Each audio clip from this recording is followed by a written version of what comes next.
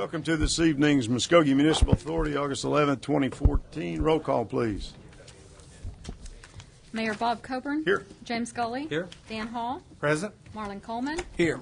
David Jones. Here. Wayne Johnson. Here. Leanne Langston. Here. Ivory Van. Present. Derek Reed. Here. Great. Now consider the minutes from the July 14 meeting and the July 22nd meeting. And I would entertain a motion in that regard if there's no discussion. Move for approval. Second. Got a motion and a second. Any discussion? Roll call. Deputy Mayor David Jones. Yes. James Scully. Yes. Dan Hall. Yes. Marlon Coleman. Yes. Wayne Johnson. Yes. Leanne Langston. Yes. Ivory Van. Yes. Derek Reed. Yes. Mayor Coburn. Yes. Item number 1. Consider the approval of the report of claims for the Muskogee Municipal Authority for the month ending July 31, 2014. And we have Jean Kingston on that. Is she here? Or No. okay. I'll move for approval. Second. Motion and a second. Any discussion? Roll call. Deputy Mayor David Jones. Yes. James Scully. Yes. Dan Hall. Yes. Marlon Coleman. Yes. Wayne Johnson. Yes. Leanne Langston. Yes. Ivory Van. Yes. Derek Reed. Yes. Mayor Coburn. Yes, motion carries, and that concludes our agenda for the Muskogee Municipal Authority. We'll now go to the City Council agenda for August 11th, and the invocation this evening will be by Wayne Johnson. Please join us as we stand. You would bow with me in prayer. Dear Lord, Heavenly Father, as we come to you this evening, we're so thankful, dear Lord, for the opportunities you've given us. And, dear Lord, I ask that you would help the City Council and us each individually this evening, dear Lord, to have the wisdom that we need. And as we're discussing moving in new directions and with challenges, dear Lord, I ask that you would help each and every one of us to have the peace and understanding that we need to have. And the wisdom that we need to have in each and every direction that we decide. And it would not be of this world, but it would be of your wisdom. We thank you, dear Lord, for the city employees. We thank you for the volunteers that give so much to this community. We thank you for the vision that individuals have for this community. We ask, dear Lord, that you would bless everyone in this meeting. And these things we ask in the name of Jesus Christ. Amen. Amen. Please join us in the flag salute. Attention. Salute. Pledge. I pledge allegiance to the flag of the United States of America and to the republic for which it stands, one nation, under God, indivisible, with liberty and justice for all. Roll call, please. Mayor Bob Coburn. Here. James Scully. Here. Dan Hall. Present. Marlon Coleman. Here. David Jones. Here. Wayne Johnson. Here. Leanne Langston. Here. Ivory Van. Here. Derek Reed. Here. We're accounted for. Then we'll consider our minutes for July 28 and August the 5th. Is there additions or corrections to those? If not, I'll entertain a motion. Move for approval. Second. And a motion and a second. Any discussion? Roll call. Deputy Mayor David Jones. Yes. James Scully. Yes. Dan Hall. Yes. Marlon Coleman. Yes. Wayne Johnson. Yes. Leanne Langston. Yes. Ivory Van. Yes. Derek Reed. Yes. Mayor Coburn. Yes, the motion carries. We'll now consider our consent agenda. Is there anything that anyone would like to move to regular agenda? I understand item number 8. We need Number to move 7. 7 and 8. Okay.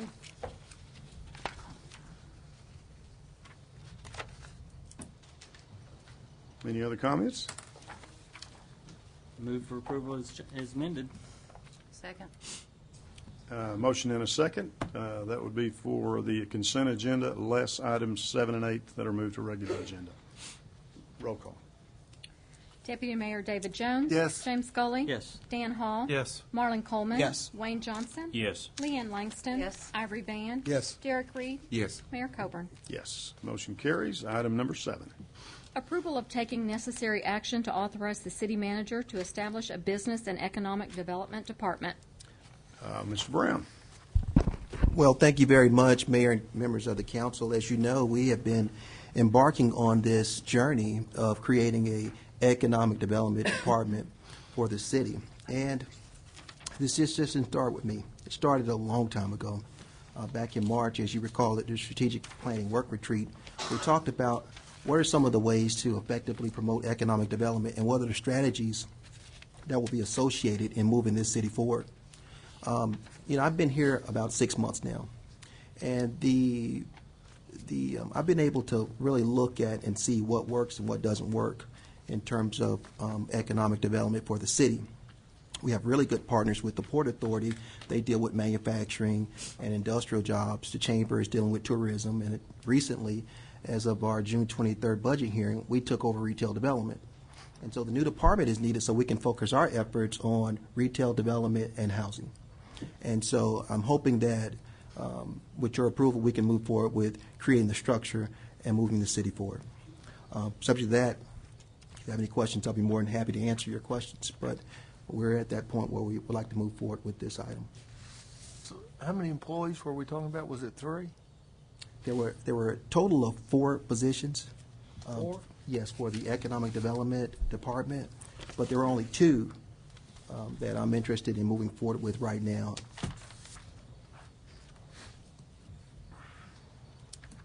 There's how many you're wanting to move forward with? 4 total, but only 2 for the Creations Department right now. And which 2 are Which those? 2 are those on this handout? The number 1 and 4.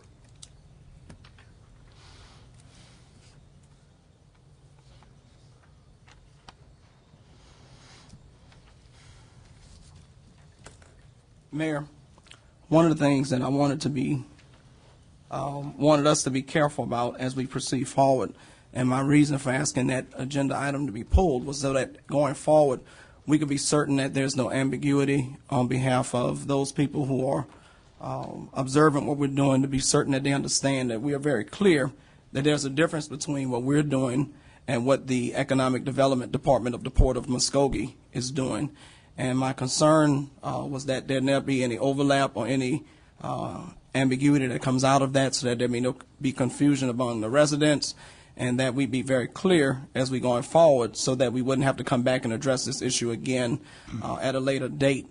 And what I was hoping to be able to do was have the conversation tonight in a manner that would not say don't do the department at all, but look at it from the standpoint that we need to be certain that the name is clear, that it will be staffed appropriately, that the mission, the goals and objectives don't overlap, and that we be able to move forward as part of a grand reorganizational structure that I know the city manager is working on.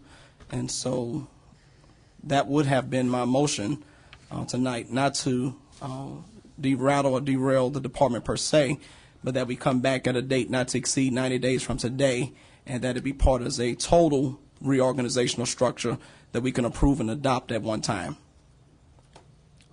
Well, and this is also something that we didn't come about lightly, and also this is something that the whole city council discussed in the budget process, knowing that it's something different, and knowing that we need to do something different in the city of Muskogee, most specifically downtown Muskogee, to really target in on. We got so many vacant buildings in downtown Muskogee, and we don't have anybody specifically targeting vacancies that are there and bringing in someone to develop. We've got a building that is vacant and looking at an occupant that could go inside a vacancy there. We got economic development looking for large box buildings, but we don't have somebody looking for targeting openings that are inside our community. And so this is not something that the council is taking lightly. This is something we plan through the whole budgetary process. And I think that's really important for our community to know. This was through the whole budget process. Well, no, I've got concern. I've got about 3 concerns on this.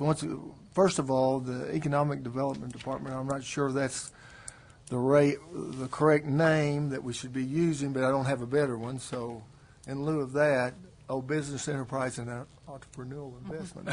Okay. I see that now. But the minutes say Economic Development Department. I had several people contact me since we talked about this last Tuesday, and they just wanted to make sure that we had a handle on what was going on. Their feelings were too much government is too much. And they thought that they perceived from their perspective that the city is getting spending more and more money on management and on the managers than on employees.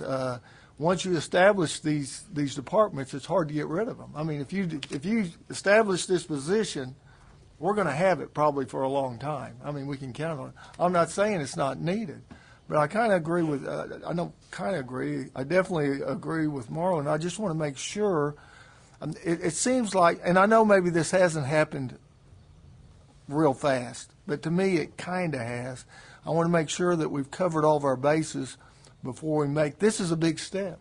I mean, this was being handled actually by the chamber. Now, we weren't putting a lot of money, we weren't giving the chamber a lot of money to do this, but the chamber had a committee, and they had hired the same guy that we're hiring or have already hired, Ricky Hayes, I guess. Have we hired him? Yes, sir. Anyway, and I know I was on the committee this last year because I'm the past president of the chamber, but I know the mayor's on it, and we would get someone. I know Gary Garvin showed up sometime.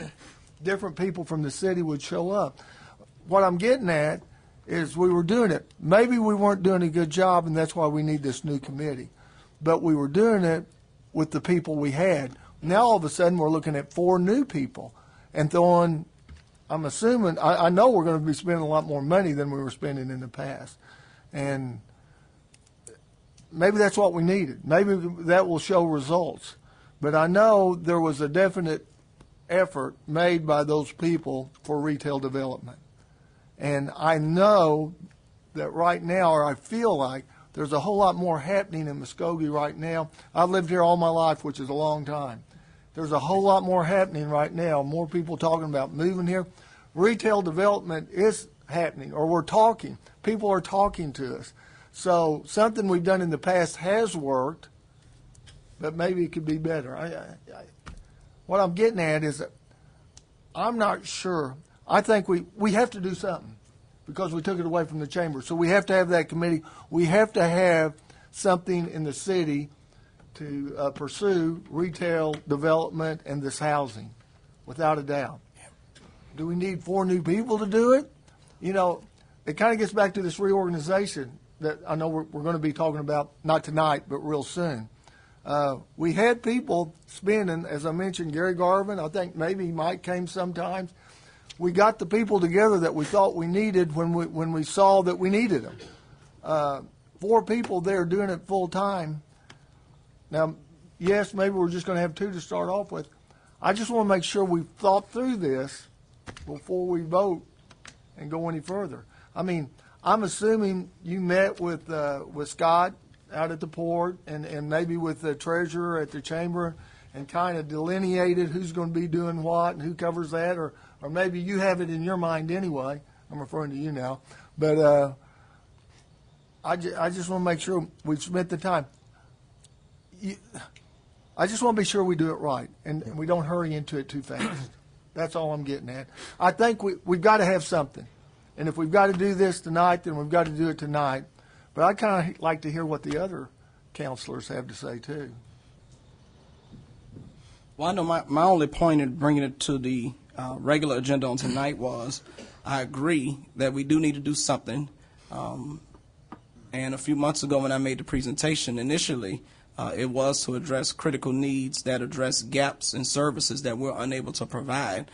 But going back to your point, that we know we're going to have some reorganization within the city that's desperately needed, I'm asking us to consider that we tentatively move forward with this, but only as part of a reorganizational structure to be approved and adopted at a later date. Because that way I think that gives everyone enough time to make certain that they review what needs to be done. This body has no confusion about what we're actually doing. The questions and the answers to the questions are clear, that we're able to move forward once. My concern is that we move forward, as you're alluding to, with the questions still in the back of our mind, and as we attempt to fill positions or do a part of the reorganization, that it keeps jumping out at us.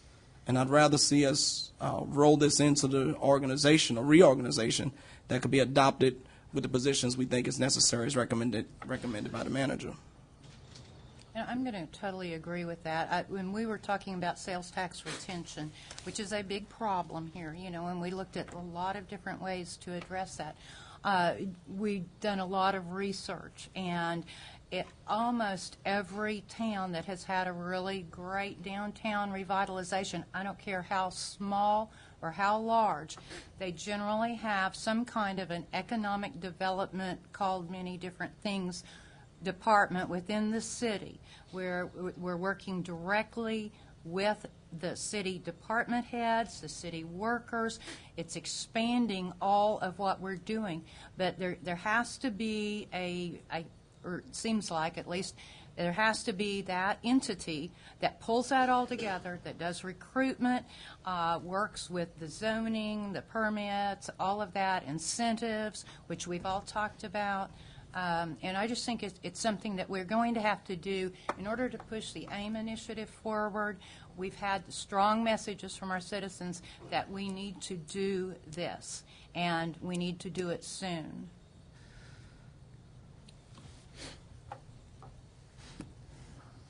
So, Mayor, I'm sorry. Go ahead. No, go ahead. Okay, myself personally, I think we need to move these two items, 1 and 4, forward. Because like I said, that Public Works, we waited too long. We need to keep get Muskogee moving. And like I said before in Public Works, I wasn't on the City Council when we hired Mr. Brown, Mr. Gully, and the rest of some of the other people were on the City Council then. But Mr. Brown, he's brought this to our attention. And Mr. Brown, he came from Florida, and he's supposed to know what he's doing, and I know he knows what he's doing. And he's promoting this, and I think we should back him as a City Council. And that's just how I feel, and I think we should back him, and let's get this done.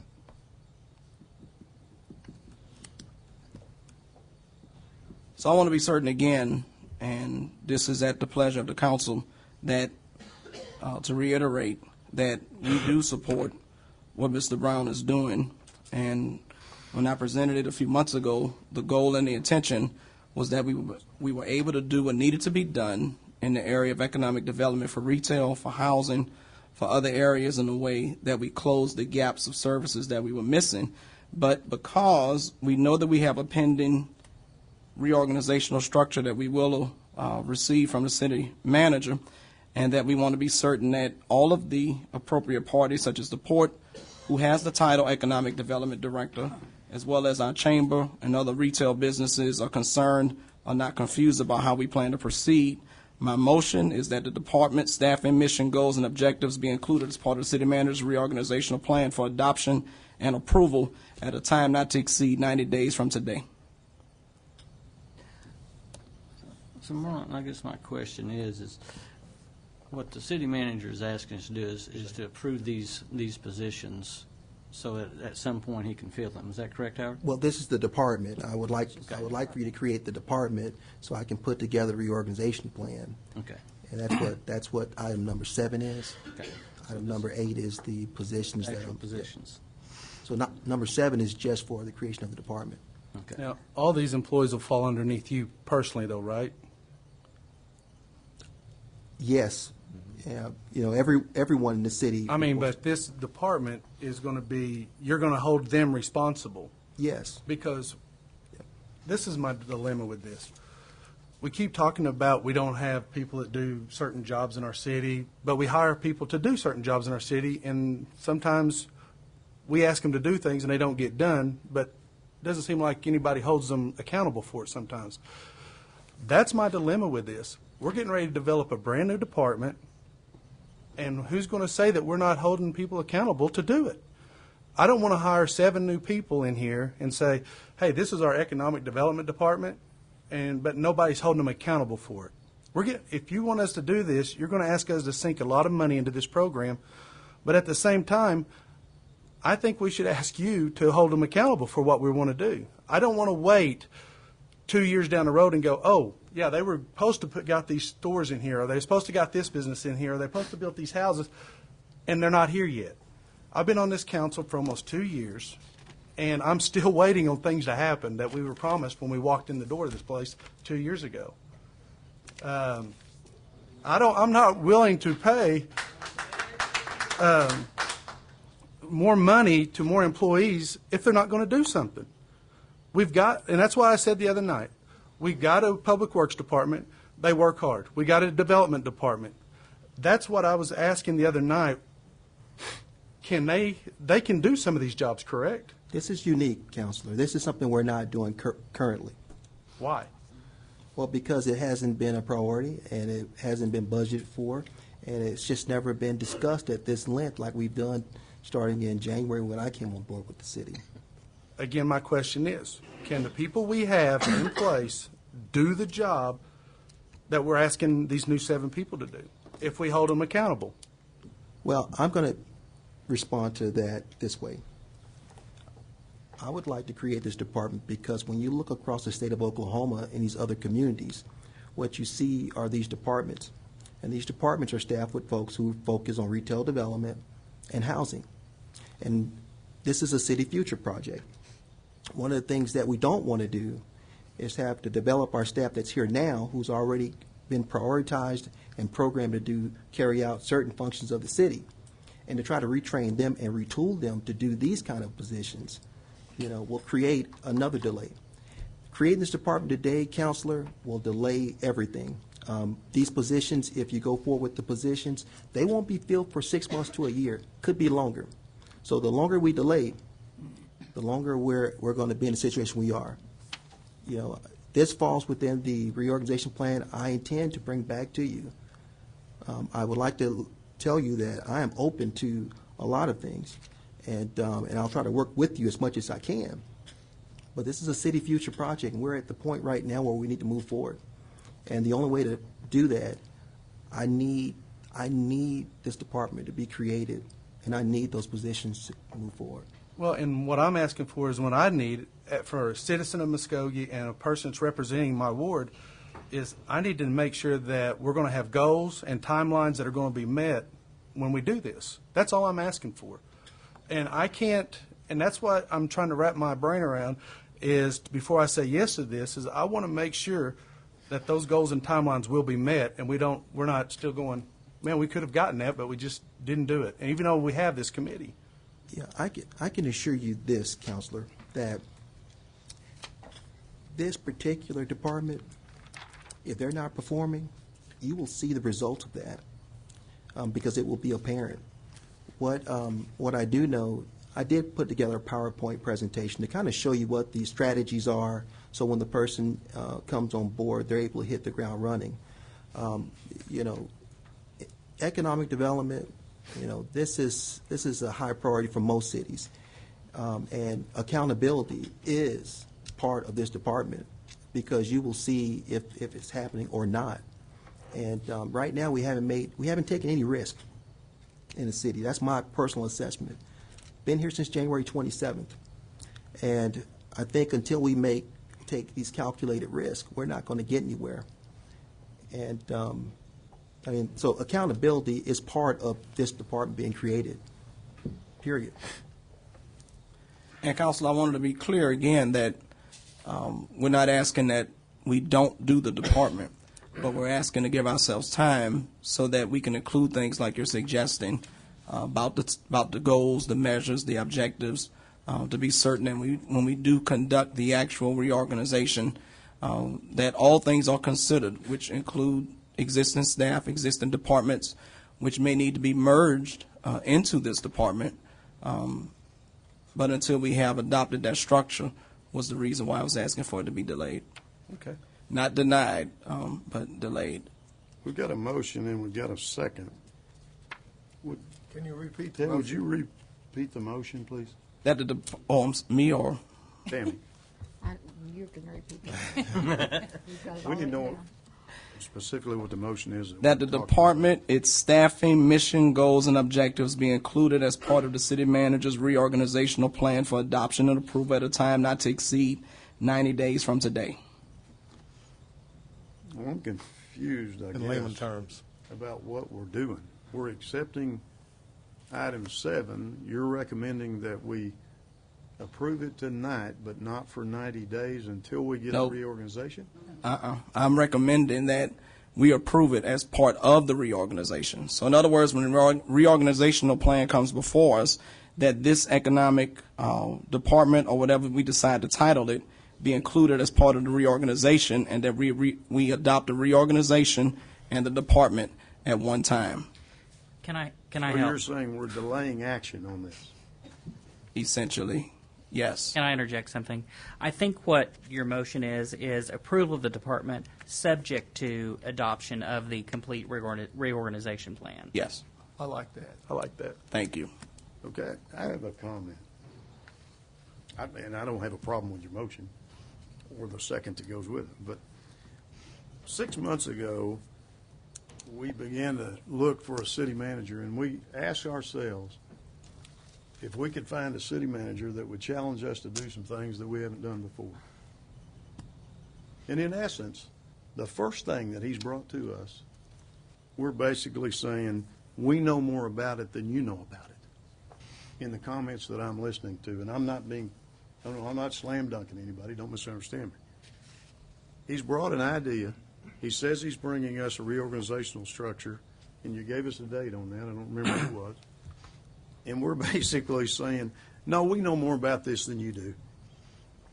And I would venture to say, I spend more time on economic development than any one of you sitting here. And I find some of your comments highly offensive.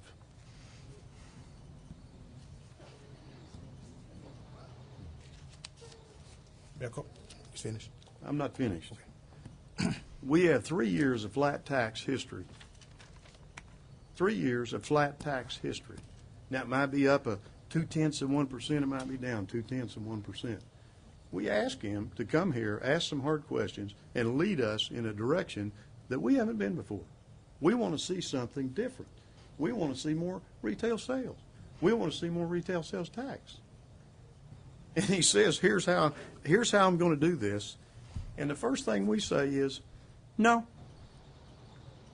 Do we want 3 more years of the same thing? Do you want three years additional flat sales tax? Then let's reject all 7 of them.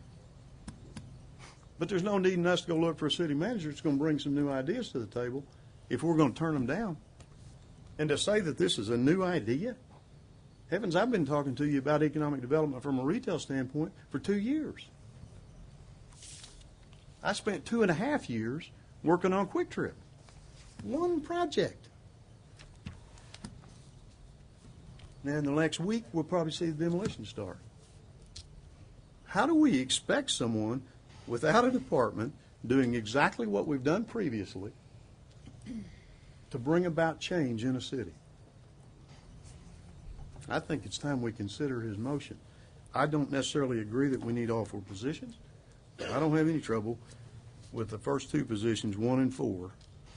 I don't like the titling of them, but I don't see a thing in the world wrong with establishing the department and then in the next item looking at filling 2 of the positions.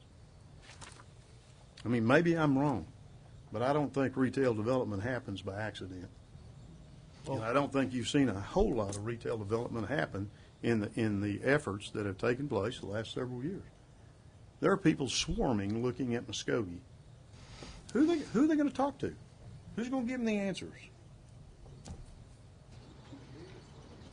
I think it's time we need to think about it. Mayor Coleman, Yes, sir. you know, we disagree on a lot of things. But just what you just got through saying, you said a mouthful. And I totally agree with you. We brought, like you said, Mr. Brown here to help us, and we're turning him down. I don't think we need to make no motion to set this aside. Like I said, we need to get it done. We need to move forward. And, sir, we have disagreed in the past, but you know what? I agree with you tonight on that. And that's a fact. And everybody in the audience know, or on TV, know me and you have disagreed in the past. But you know what? I definitely agree with you tonight on that. Thank you, sir. We have a motion and we have a second. I'd like to say one small Let's thing. restate the motion so we know what we're talking I'd like to say about. one thing, though. Okay. I don't think anybody said no, Mayor Coburn. I think what we were asking for is more information, because apparently you do know more about economic development than we do, and you have spent a lot more time on it. But sometimes I'd like to have a little bit more information than this. Well, let's don't come to the meeting and ask for more information when we get Why to the don't I meeting. get it before the meeting? Let's ask for well, you had this last meeting knowing that this was coming up. But, So resolve those things before you get to the meeting and get those questions answered. well, I was getting those questions answered, but apparently I didn't get all of them. So, but nobody's arguing with you about whether we should do it or not. I'm just saying that whether you're disappointed in our questions or not, we're councilmen, and we get to ask those questions. I'm not disappointed in your questions. Well, and we don't feel that we're trying to say no to anything, but we are trying to get the information that helps us make the better decision for us. And I'm sorry that you were disappointed in us. But whatever motion y'all want to make now, I'm for it. But we as councilmen, you talking about accountability? You said want Mr. Brown to hold the people here on these positions accountable. We as city councilmen, we should hold them accountable. We should be looking into things, not just sitting home twiddling our fingers. We should be looking at things besides when we leave this podium right here. We should be looking at things.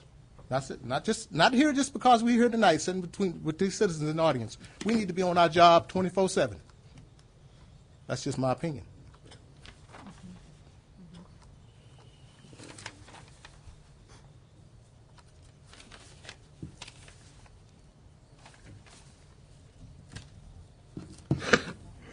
Any other comments?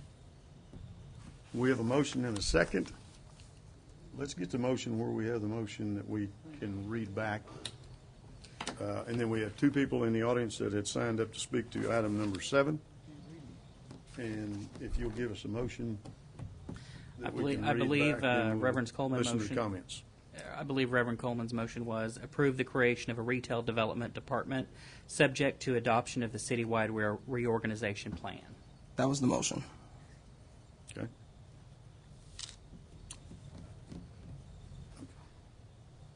And that was the second Yes. to that motion. Okay. Correct. Darren Wimmer, you had signed up to speak to item number 7. If you would approach the microphone, please, sir. Give us your name, your street address, and you will have 5 minutes. Ladies and gentlemen, my name is Darren Wimmer. I live at 5709 West Muskogee Street here in Muskogee.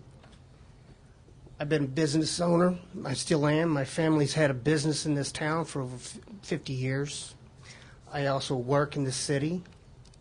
I came back to this city to make it hopefully to make it thrive. But on this agenda that was just thrown out to the public at this moment, I don't agree with. Maybe I'm new at this on that, but as you were saying, you've been working on economic development now it's 2.5 years. Okay, why did we pull it from chamber? Why do we need to do this at this point? The finances that we're talking about, yeah, you said we've had flat taxes for the last 2 years. Well, you also got to look at the economic downturn that's been trying to slowly rebuild.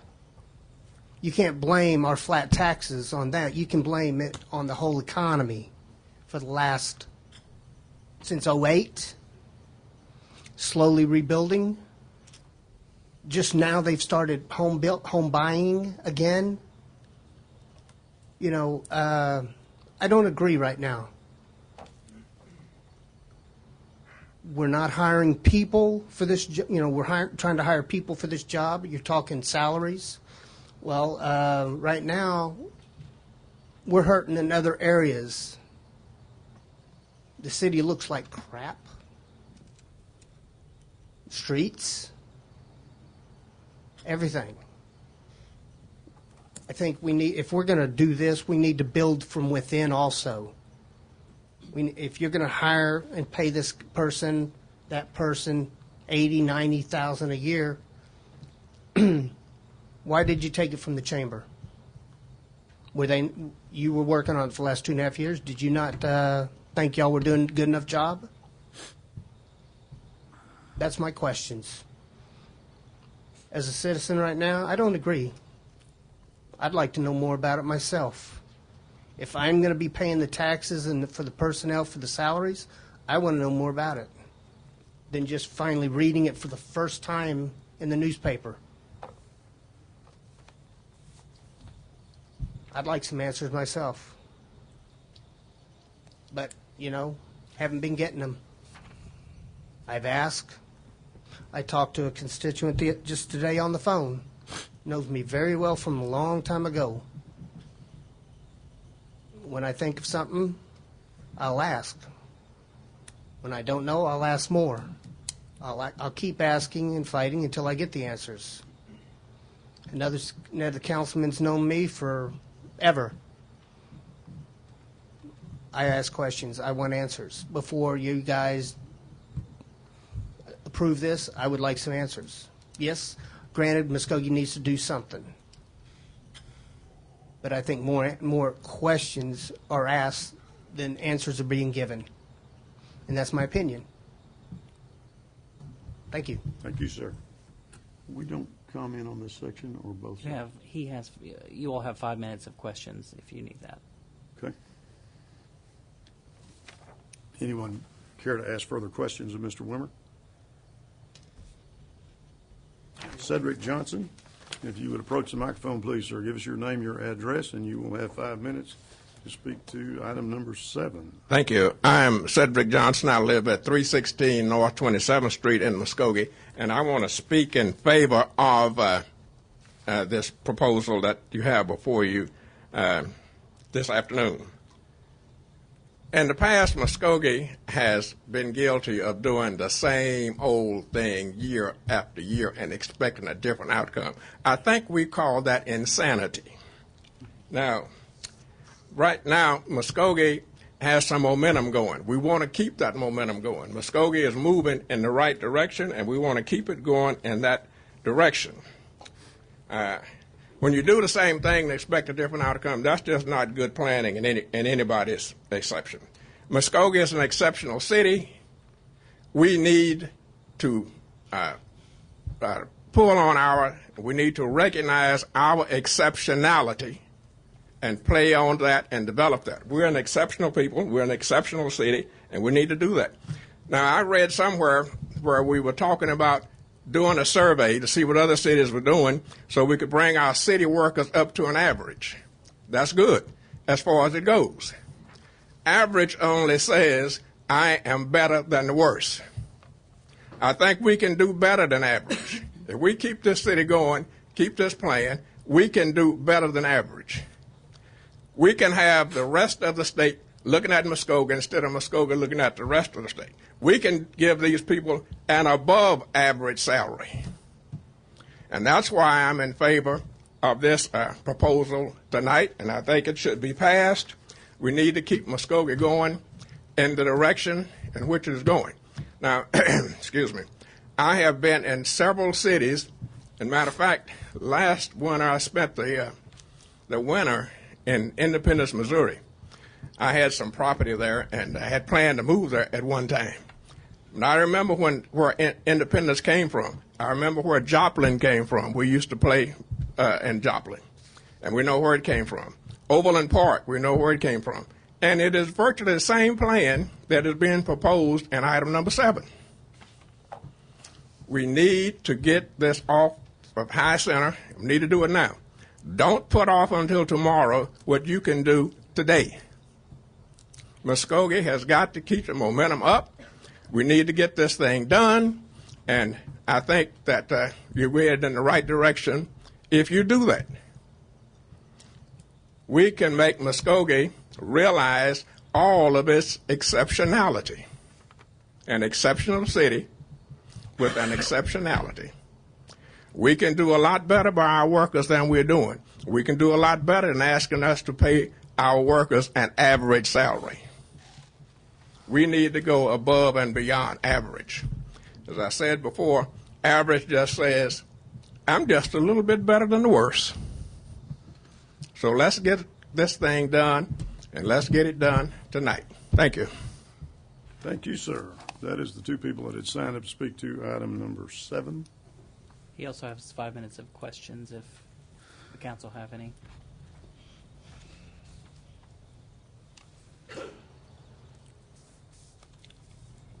Okay.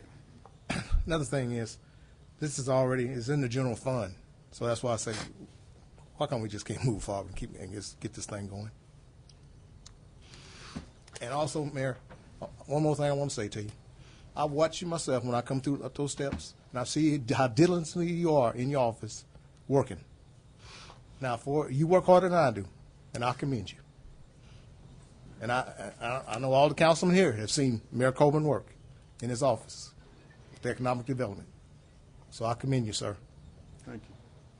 And you, Mr. Brown, I want this to pass for you.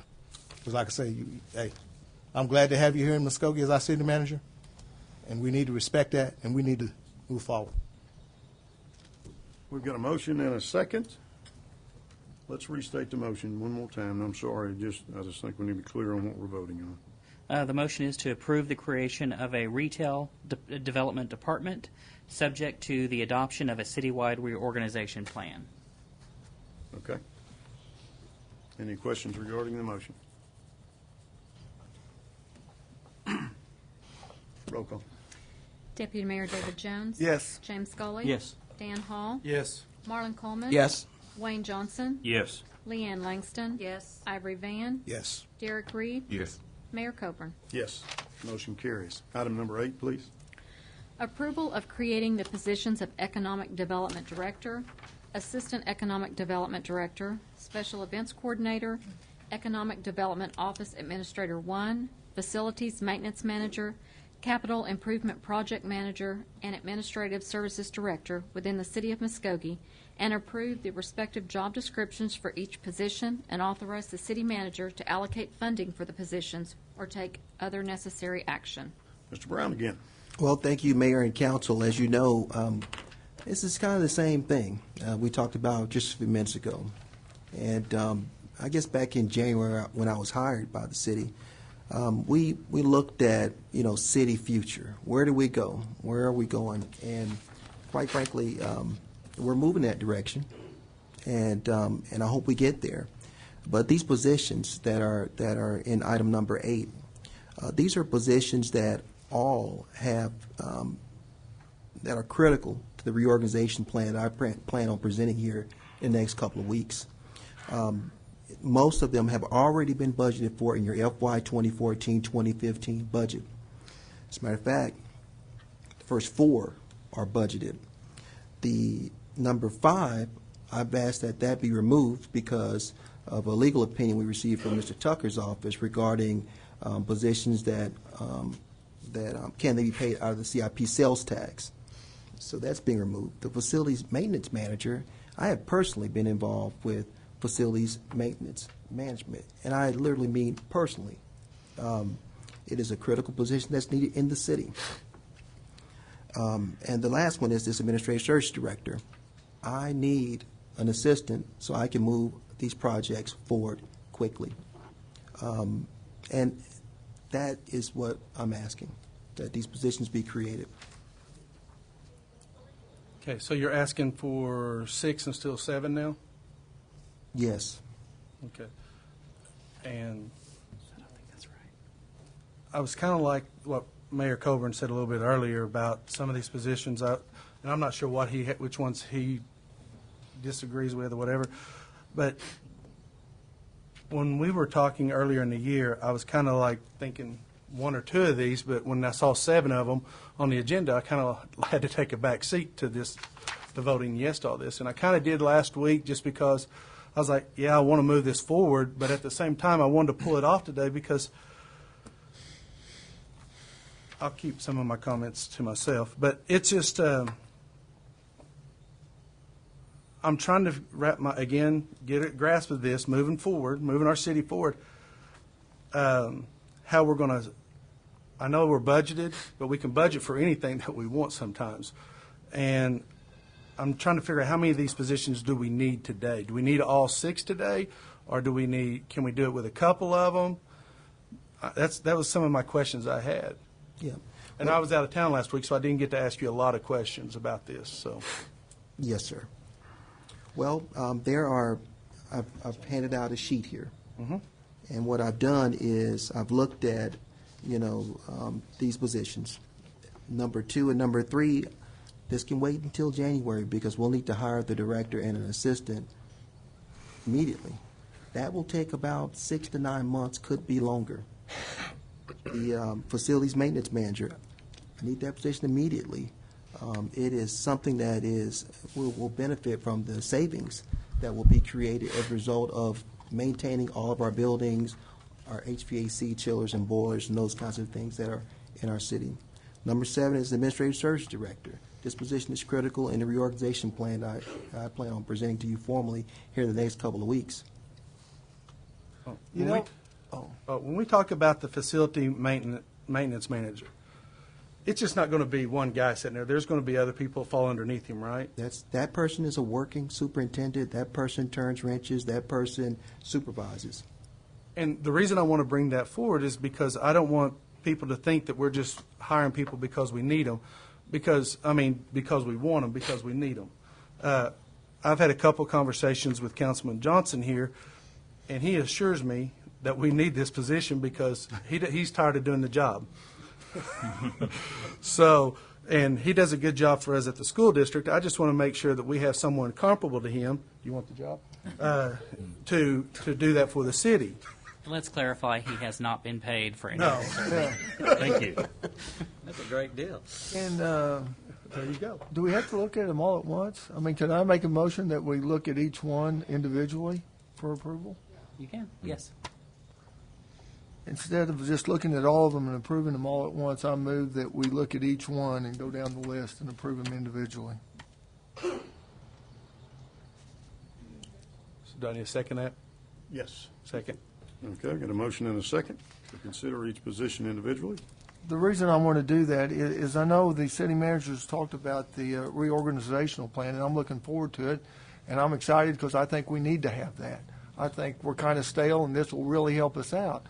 But he says these are important. We're kind of getting the horse before the cart before the horse, I guess. Let's get the organizational, see what it is, and then say, yeah, we do need these. We'll hire them. I know we need number 1 because we've just approved the department. I know we need number 6 because y'all have been talking. I guess we're going to talk about them individually, but I'm not so sure about the others. That's why I wanted to vote on them on an individual basis. Mr. Tucker, let me ask this question.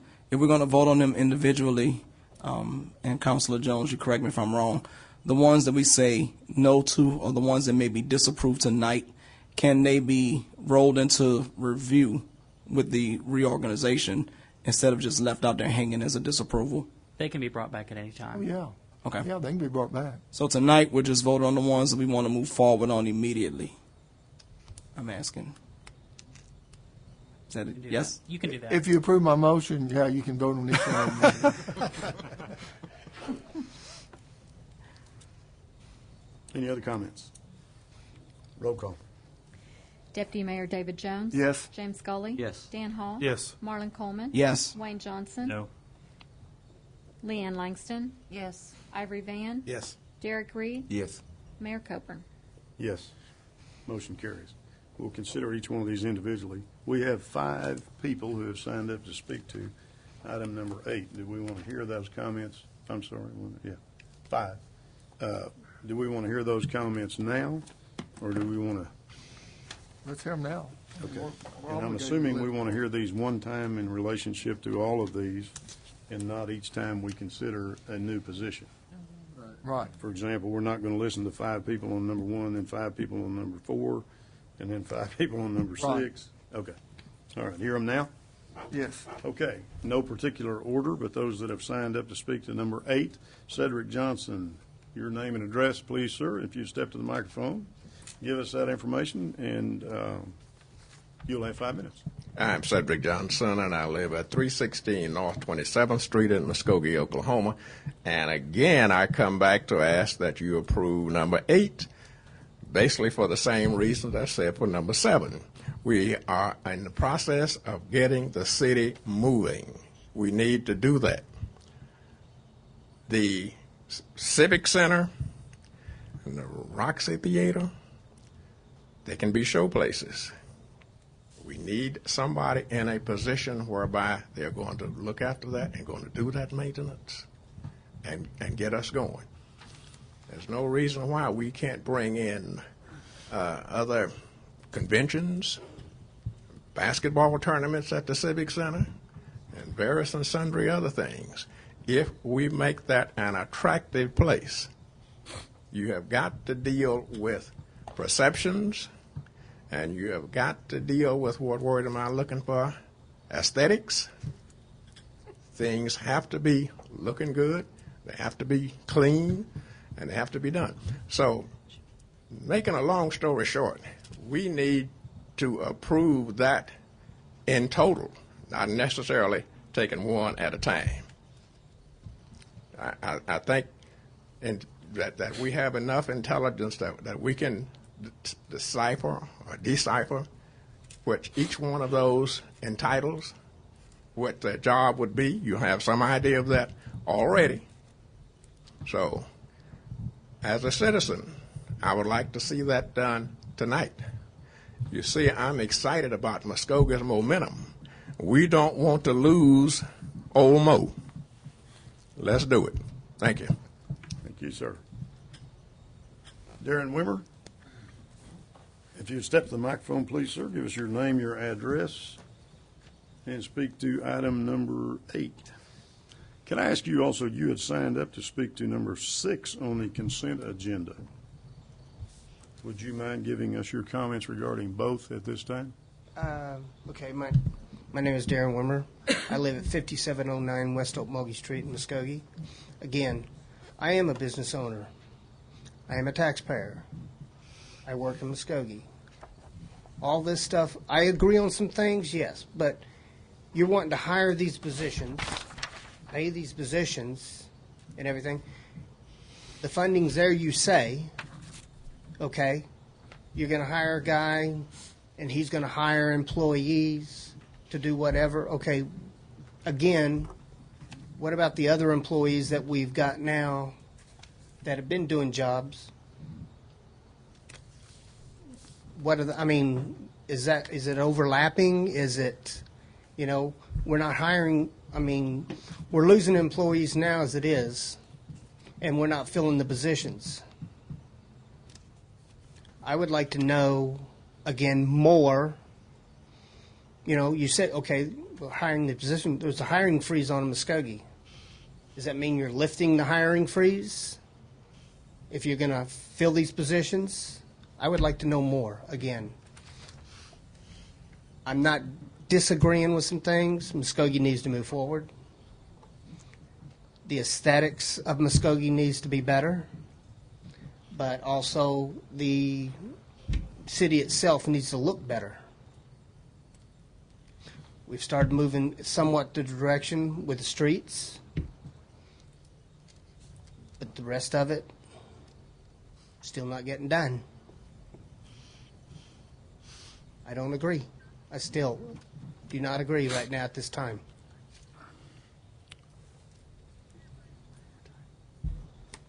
Thank you, sir.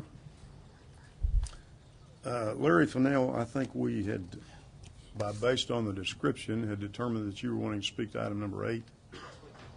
Was that correct, sir? Okay. Please step to the microphone, give us your name and your address, and you will have 5 minutes, sir, for item number 8. Yeah, I won't take the whole 5 minutes. Okay. My name is Larry Fennell. I live at 601 Damson Court here in Muskogee. My new job title from the Hay study is, it's a mouthful. It's Parks Recreation Maintenance Leader 3. Sometimes I really don't know what that means, but we just kind of move on. I read the article that was in the paper yesterday, and I had some concerns, and I don't know enough about economic development or anything like that to comment on those particular positions. But the 2 positions that came to my attention were the Facilities Maintenance Manager and the Capital Improvements Manager. Those are 2 of the tasks, essentially, that I already perform for the Parks Recreation Department. I don't understand what would be accomplished, and I'm sure there's other people in Public Works and such that already perform those duties as well. But I don't understand what will be accomplished by adding the proposed positions. Are they going to be another layer of supervisors that workers have to answer to? Because, frankly, I already have 2 of those. Are they going to take maintenance responsibilities off of me? Am I going to be folded into, some new department? And if they're going to take those responsibilities off of me, are they going to be qualified to do it? I'm in charge of water quality and maintenance at our aquatics facilities. the water park, swimming pools, splash pads. I'm in charge of playground safety. There's certifications that are required for all of these jobs, training that's required for all of these jobs. And, will these new individuals have these certifications? Will they have that training? Mr. Mayor, you should be getting updates from me regularly of the list of stuff that I am working on. I see those, sir. And there's items on that list that you put on it a year ago, and they're still not done. And the reason that those items have been on that list that long is because I don't have enough staff to get them done as it is. I understand this, and I understand this to be a citywide problem. Everybody is short on staff.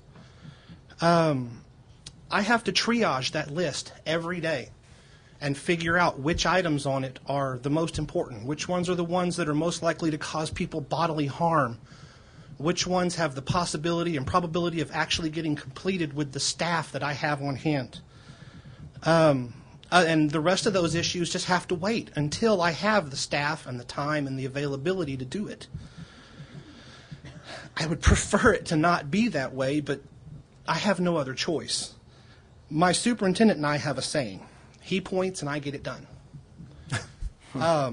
My question to you is, this goes to what I read in the article about how these new 7 positions are going to be created by defunding other positions in the city.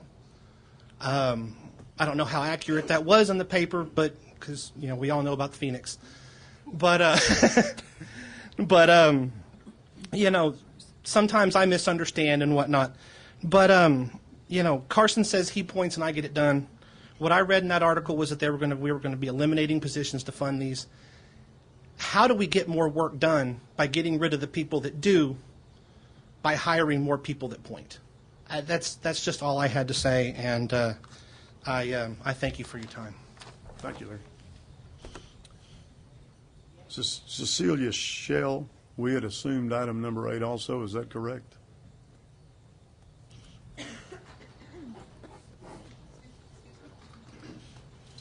Hello, my name is Cecilia Shells. I live at 200 North Country Club Road, and I have a problem with this also. I work for pollution control. I do 4 or 5 jobs every day. I do the secretary's work. I do the operator's work. I mow. I weed eat. I clean. I do it all. We do not have enough people out there. We need more people. We don't need to hire more people so y'all can give them bigger pay. You need to pay us and at least hire more people to help us out because we don't have enough help. And that's all that I have to say. Thank you, Cecilia. Sylvia Swan, item number 8, and your name and address, please. My name's Sylvia Swan. Thank you, Honorable Council and Mayor. I live at 727 Capitol Place, Muskogee, 74401. And to begin with, I've been vacillating. I've been all over the map in my mind in regard to what issues I was going to discuss and what concerns that I have. I was not born and raised here in Muskogee, and some of you have an advantage to that. I have been volunteering for quite a few years since I've been here in regard to helping the economic development of the city, encouraging people to have events here, to sign up for events here, to participate in events here. I've gone to the businesses in downtown Muskogee probably 4 years ago, door to door, and talked to each one of those business owners. I wasn't asked to do that. I did that because I wanted to know who they were and what they thought of having business here. I was involved in an enterprise that was somewhat of a disappointment, but it was a good learning experience, and that's neither here nor there. I appreciate the background that Mr. Brown brings to this discussion, and it's great to see that in all these years that some serious things are being looked at. However, we have 12 of you sitting at the dais up there, and of the 12 of you, 9 of you are volunteers. And look what you're getting done as volunteers. So I think that one of the issues that's being considered here or looked at here from some of the conversations that I've heard from the announcement in the paper yesterday is the fact that it was that the public wasn't included. The wards were not advised by their counselors who they put into those positions that you fill. And the salary structures that you're talking about are very, very high. And the city has a tendency to hire from outside rather than promoting from within. The minimum wage in the city is atrocious. The waiters make $2.13 an hour. And I'll comment on that in the public comment portion a little bit later. So the thing that I would say is of major concern, one of the things that I look at as I've been involved in the city a little bit more in this last year is trying to help people to figure out how to spend their money in the city rather than taking it to Broken Arrow or Tulsa or anywhere else. I would ask the chamber and the businesses and all of those people that have good paying jobs and are making reasonable salaries, how much of their money do they spend in Muskogee? How many times do they go to the local restaurants? How much do they tip the waiters? Do you know that they make $2.13 an hour? Do they have any opportunity for advancement and being able to move up and ahead? And as far as our city workers that are here tonight, the way that the situation was handled, I don't think that it's so much the idea of what you're trying to do, it's the way that it was presented and the shock of seeing it in the paper and the fact that it wasn't brought to the city. I mean, we did the AIM survey for what, 2 years, almost 2 years, and yet they didn't get an opportunity to participate in this, and I think that that's where it hardens my heart and it saddens me to see that we haven't had drinkable water for 4 years. We haven't had decent air quality since I've moved here. So those are some of the things that I think have to be also addressed in order to be able to encourage people to move into the city, and especially if you're going to be offering an opportunity to see the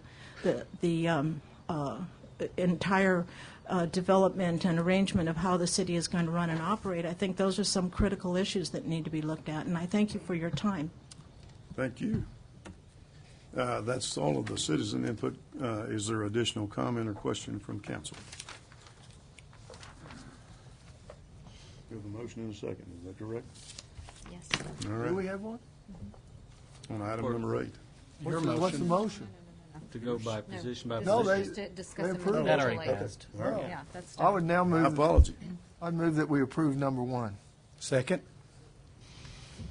We have a motion on position number 1. You might read out, in case they don't have it in the audience, what that is. Okay. Do you want to read this motion? Corey or Tammy, are we good with that? Item number 1, we're going to, Economic Development Director. Yes. Item number 1. So the motion is to approve the creation of the position of Economic Development Director.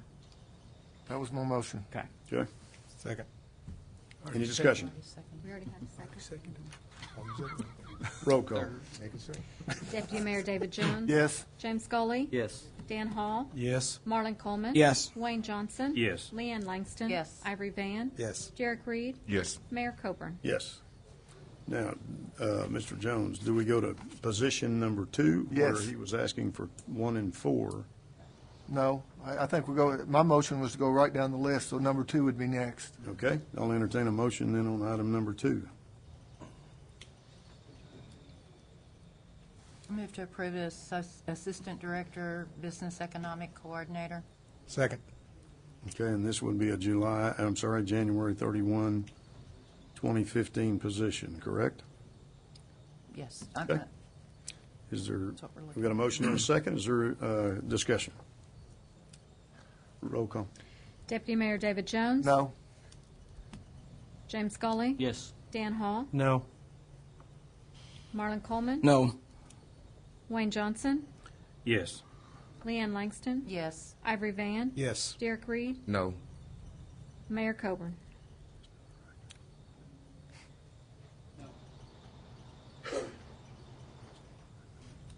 Yes.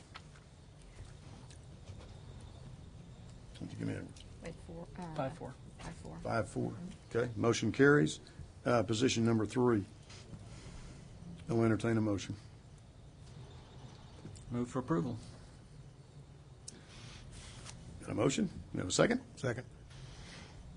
And just for the record, this is to approve the position of Special Events Coordinator beginning January 31st, 2015. Their list day, yes. And just briefly, what would this position do again? This person would be responsible for managing all of the festivals and events for the city and making sure that we're having them and recruiting events and festivals for the city. That's one of our economic development strategies for downtown as well as other parts of the city. Other comments or questions? Roll call. Deputy Mayor David Jones? No. James Scully? Yes. Dan Hall? No. Marlon Coleman? Yes. Wayne Johnson? Yes. Leanne Langston? Yes. Ivory Van? Yes. Derek Reed? Yes. Mayor Coburn? Yes. Passes. We had 2 noes. The item passes.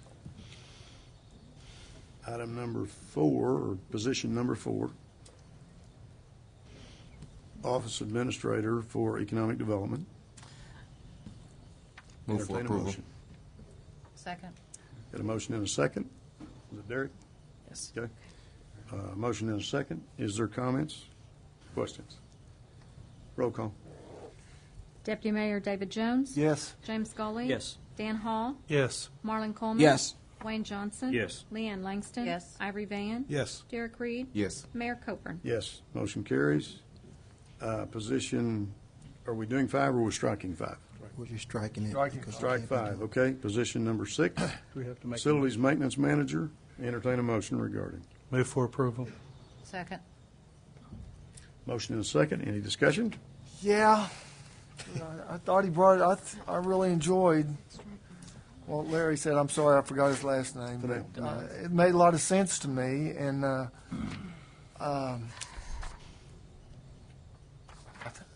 I'm not sure I have all the information I need, and it's my own fault, I admit it. I came in here, and I even commented earlier that I was going to vote yes on this, but after listening to him, I've got some questions in my mind, and I don't think I can vote yes on this tonight. Sorry. Well, and and I think a lot of it is explanation of the position and of the items. I'll tell you where I saw the biggest need, and most of it, excuse me, resides at the Civic Center. We have a large physical plant there that's at the Civic Center. We have 2 large chillers, and we have a lot of equipment there. And right now, we're spending. In the past, we've spent $300,000 of the city's money trying to keep that afloat. And this year, I think it's more like about 365. 365. And Chris Cummings was out, and I've tried to assist in that area into some manner. We have a Honeywell energy management system there that does help manage the city, and it should be a tool. I use a Honeywell energy management system for the school district, and I save about $250,000 per year for the school district at managing our facilities. It should be a tool that helps you assist management of your facilities. I would say it's more like an inconvenience to the city of Muskogee, because there really is nobody that's equipped to utilize that tool. There is no one in the city of Muskogee that has that expertise to really utilize that tool. It has really been a default that technology, by default, had to use that system. Because of that, we're not seeing any of the paybacks or the really benefits of that. It's really more of a hindrance to the city of Muskogee.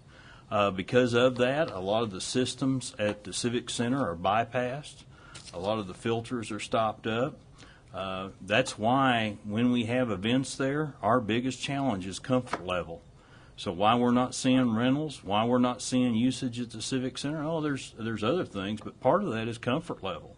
It's not our maintenance people that are at our on-site maintenance people that a lot of times are at fault.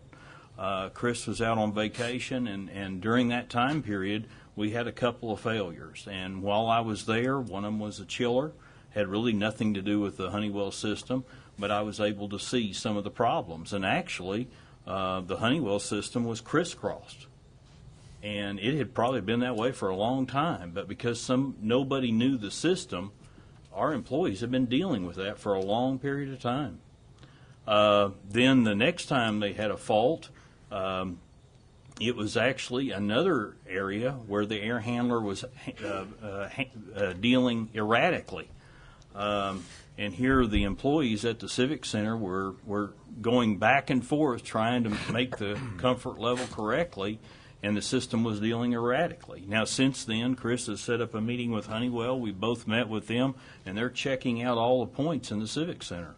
But we have a tremendous investment in facilities in this city, and there is nobody that is over facilities. Now, I do think we have tremendous employees like Larry and others that are specific to individuals. But if you're looking at an overall plant, there's not that. And we're looking at for expertise mainly in that energy management system and for somebody on the HVAC and physical plant side. That's where, if you'll look at that job description, that's where it was written about, and somebody at a management side. So that's where I can say that I got involved. And when you look at those chillers that have never had the filters changed in them, and I'm talking about it's an oil filter in the chiller, that would be like buying your car and running your car for 75,000 miles and figuring out you'd never change the oil filter on it. What a devastating effect to something that costs $200,000. But again, and like I said, I was definitely in favor of this to start off with, but do we just need someone? Do we need a high-dollar facilities maintenance manager to cover everything when we've already got people in a lot of the places? Or do we just need someone at the Civic Center? And we do have a large investment at the Civic Center. And we spent millions of dollars not that long ago, I guess maybe it was that long ago, to renovate it. And we should be spending the money to keep it up. I agree with that 100%, but I don't know if we need one high-dollar guy or we need just a real good guy, maybe like Larry. I'm not saying Larry's not a high-dollar guy, but maybe he is. I don't know what he makes, but someone that knows what they're doing. But we've got a whole lot of silos out there. Someone needs to pull them all together. Okay, and maybe this is where I'm having trouble.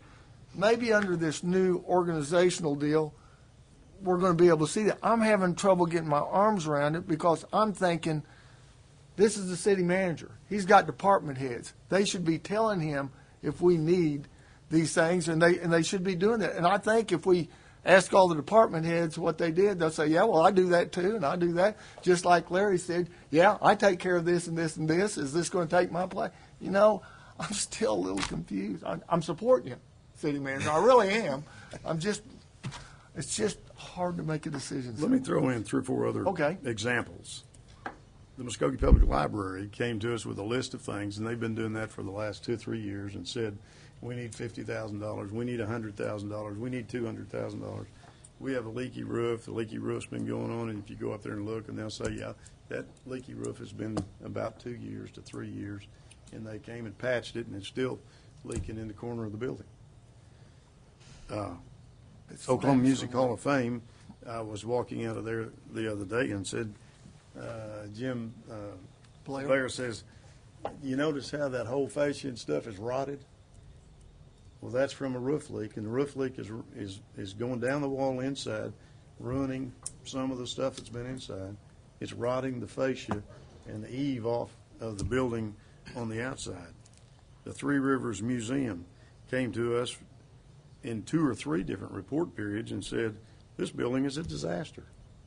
And we've lost numerous artifacts from the museum. The fairgrounds, we basically sat here and watched the fairgrounds rot to the ground. And the Martin Luther King I agree Community Center 100% also. with everything that's been said, but we've got to prioritize. Mr. Wimmer wanted better streets, so is that more important than some of this? Or, you know, we don't have money to do everything. But I wish we did. But you got to have somebody I agree. We got to that prioritize evaluates, what money we have bring and your put it in the needs. best spot. That's what I'm getting at. Well, and I That's what I think we need believe. to remember that these are positions. They're not necessarily new positions. If there are people currently working, am I correct, Mr. Brown? If there are people currently working for our city now that have the qualifications for these positions, that they could move up laterally or whatever. Our policy, I'd be a lot more for I'm it told for our that. policy is to first offer those positions for internal candidates first before we go out. Sometimes it could be done at the same time, but that's been our practice and our policy according to our HR director. I think that's very important for the public and our employees to know, is that these aren't all new high-dollar positions. These are new positions that could possibly be filled or not be filled with current employees. That's correct. I'll take enough time. Let me ask you this. You've answered my question. I used to work in Muskogee Regional Medical Center in the maintenance. We used to work on boilers, chillers. Let me ask you this. Do we have anybody for the city that works on the boilers and chillers? Because I have a problem with Councilman Johnson having to go over to the Civic Center and point things out. We should have people on staff to do these things. To work on chiller and boiler, it's not that easy. You got to have some skills. And we used to have, even at the hospital, we had people come from Tulsa to do different things on the boilers and chillers. So I'm just wondering, do the city of Muskogee have people to work on chillers and boilers? Well, and they do have different service contracts that's in place. It's outsourced. But everybody does it differently. And that's one thing that this person would do, is they would look at who's doing the service contracts. But even though they had a service contract on the chillers, Yeah. those filters still hadn't been changed. That don't make sense. Part of that accountability aspect, you see what I'm meaning? But I think to answer Councilor Van's question, Mr. Brown can correct me, there is not an employee on staff who can work on boilers. Well, I don't know if that is the exact case. I can just tell you that what I have done is sent one of our employees from the purchasing department, believe it or not, over to try to assist in fixing things at the Civic Center. And of course, these boilers and chillers, they're pretty sophisticated systems, and so we don't have anyone. Even if we did have someone in the city, I would like for this person to centralize all of those operations. I mean, you got parks, they have people that do certain things, various things. You have public works, they do certain things, but everybody's doing different things. Every department has their own people doing the same thing, and we don't know where the expertise or the skill set is, and what this position will bring focus into that particular area. That's why this position is needed. And this position not only just deals with HVAC systems, they'll deal with custodians as well. We have several custodians that are in different departments throughout our city, either held in our current payroll system or in a temporary contract. And so we'd be at the same time centralizing some operations of the city to make sure that, guess what, we're providing the best custodial service. We're looking at all the systems, every building in the city, every facility that the city has, and bring the kind of focus we need to these facilities. We're about to make a $4.5 million investment in the MLK Community Center, and we don't want to start out with no one to go over there and routinely inspect that building and make sure it's being maintenance properly. And so that's kind of that's why I'm making a request. I'm going to be in favor of this, but only because I feel like now if something goes wrong with the boiler, we don't have an expert, but we're smart enough to call the expert and they come in. Now, it's cheaper to outsource something like that if you just have it happen so often. But if it's happening all the time and we've got someone that's going to be busy all the time, I don't mind hiring someone, but I don't want him calling this expert to come in when we're paying him the big bucks. But I'm going to be in favor of this, and we're going to see how it works, and I hope it works. Mr. I Johnson, mean, if y'all are in favor of it. I would entertain a motion on item number 6. Already did, didn't we? Mr. Johnson, if I'm not mistaken, I know in plumbing, every 3 years, I have to go to code school and learn the codes. And working on chillers and boilers, when I was at the hospital, you had to have a mechanical license. Is that still in effect? Yeah, well, it depends. On the chillers, yes, you would have to have a class Class 3, and then you'd have to have a boiler license also. Do you hear a motion on item 6? Move for approval.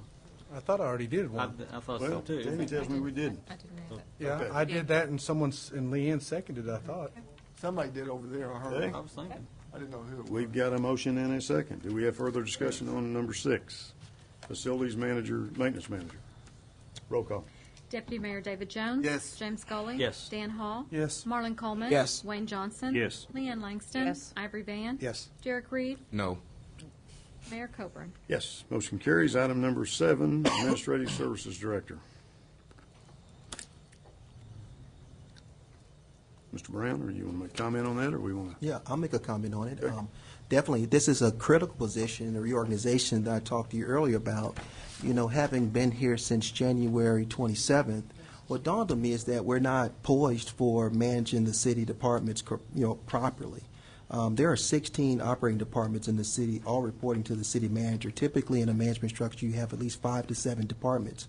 I know that this has been one item that has come before you before, I guess, years ago. But right now, what the projects that we have in play and some of the supervision that's necessary in some of the departments, I'm requesting that this position be approved so I can move the city forward and provide you with an organizational that includes this. And my comment is I was assuming that under the new reorganizational plan, instead of 16 department heads reporting to the city manager, there would be a fewer number. And until I see this organizational plan, I'm not going to be in favor of this position. On this position here, Or till it's approved, I guess. I'm pretty familiar with this position. Because as a citizen, I stood at that mic, and I objected to it. Along with Mr. Swan and Ms. Swan, we were the only 3 citizens up here that objected to it. But, I'll say this and say this. Then, I objected. But now, I say we need an assistant. Because I see the other side of the fence. When you're standing at that mic, you don't see everything. But my being up here as a city councilman, oh yeah, I see it now. I followed Mr. Brown the whole day, 8 hours. No, I say Brown, it started at 8 o'clock in the morning. I got through with him about 5:30. And I see what he does as a city manager. And when Mr. Buckley was here, I said, no, we don't need no assistant. I don't know. I called Broken Arrow, I called Lawton, all the communities around here, and checked to see if they had an assistant. They all had an assistant. And like I say, I'm the only councilman, I bet you, has been up here and followed Mr. Brown all day. It's just to see what he does. I'm going to give you one more example. You got Mr. Tucker. He's our city attorney. You got Mr. Beast there. He helps him. You got Mr. Wilkerson out there. He's the park director. He has help. You got Mr. Stewart right here. He's the street over public work. He has help. You have Mr. Garvin right here. He has help. So why come we can't give our city manager some help? Because he has all of us as councilmen, plus on top of work he has to deal with. All our problems, we have to go to him. And my comment would be he does have help. He has Mr. Stewart. He has Mr. Garvin. He has Mr. Wilkerson. He has all these other individuals. So all I'm saying is I was in favor of the assistant for Mr. Buckley, and it was voted down. I was in favor of it. So I'm not really reversing because I want to find out under the reorganization is if he's not going to, if he has 16 department heads reported to him, that's too much. That's too much for him to handle. I agree with it 100%. But if this reorganization, he only has 5 or 6 or 4, and then it goes down to another level, then maybe he can handle that. You see what I'm saying? Anyway. So Councilor Jones and Mr. Tucker can correct me. I don't know even if we can do this, because it may benefit some of the other councilors as well, that rather than vote up or down on this tonight, we know we're going to get a reorganizational structure within the next several weeks. Would you be more comfortable, I'm assuming some of the others may be as well, if you look at the structure and vote yes at that time? Oh, yeah. If we get this structure and he needs it, like I said, I was in favor of it for Mr. Buckley. I remember that. Is that a motion or is that a I comment? don't know if I can do that. I think there's already a motion, wasn't there? Yeah, 'cause I thought that was already. There's not a motion? No. Okay.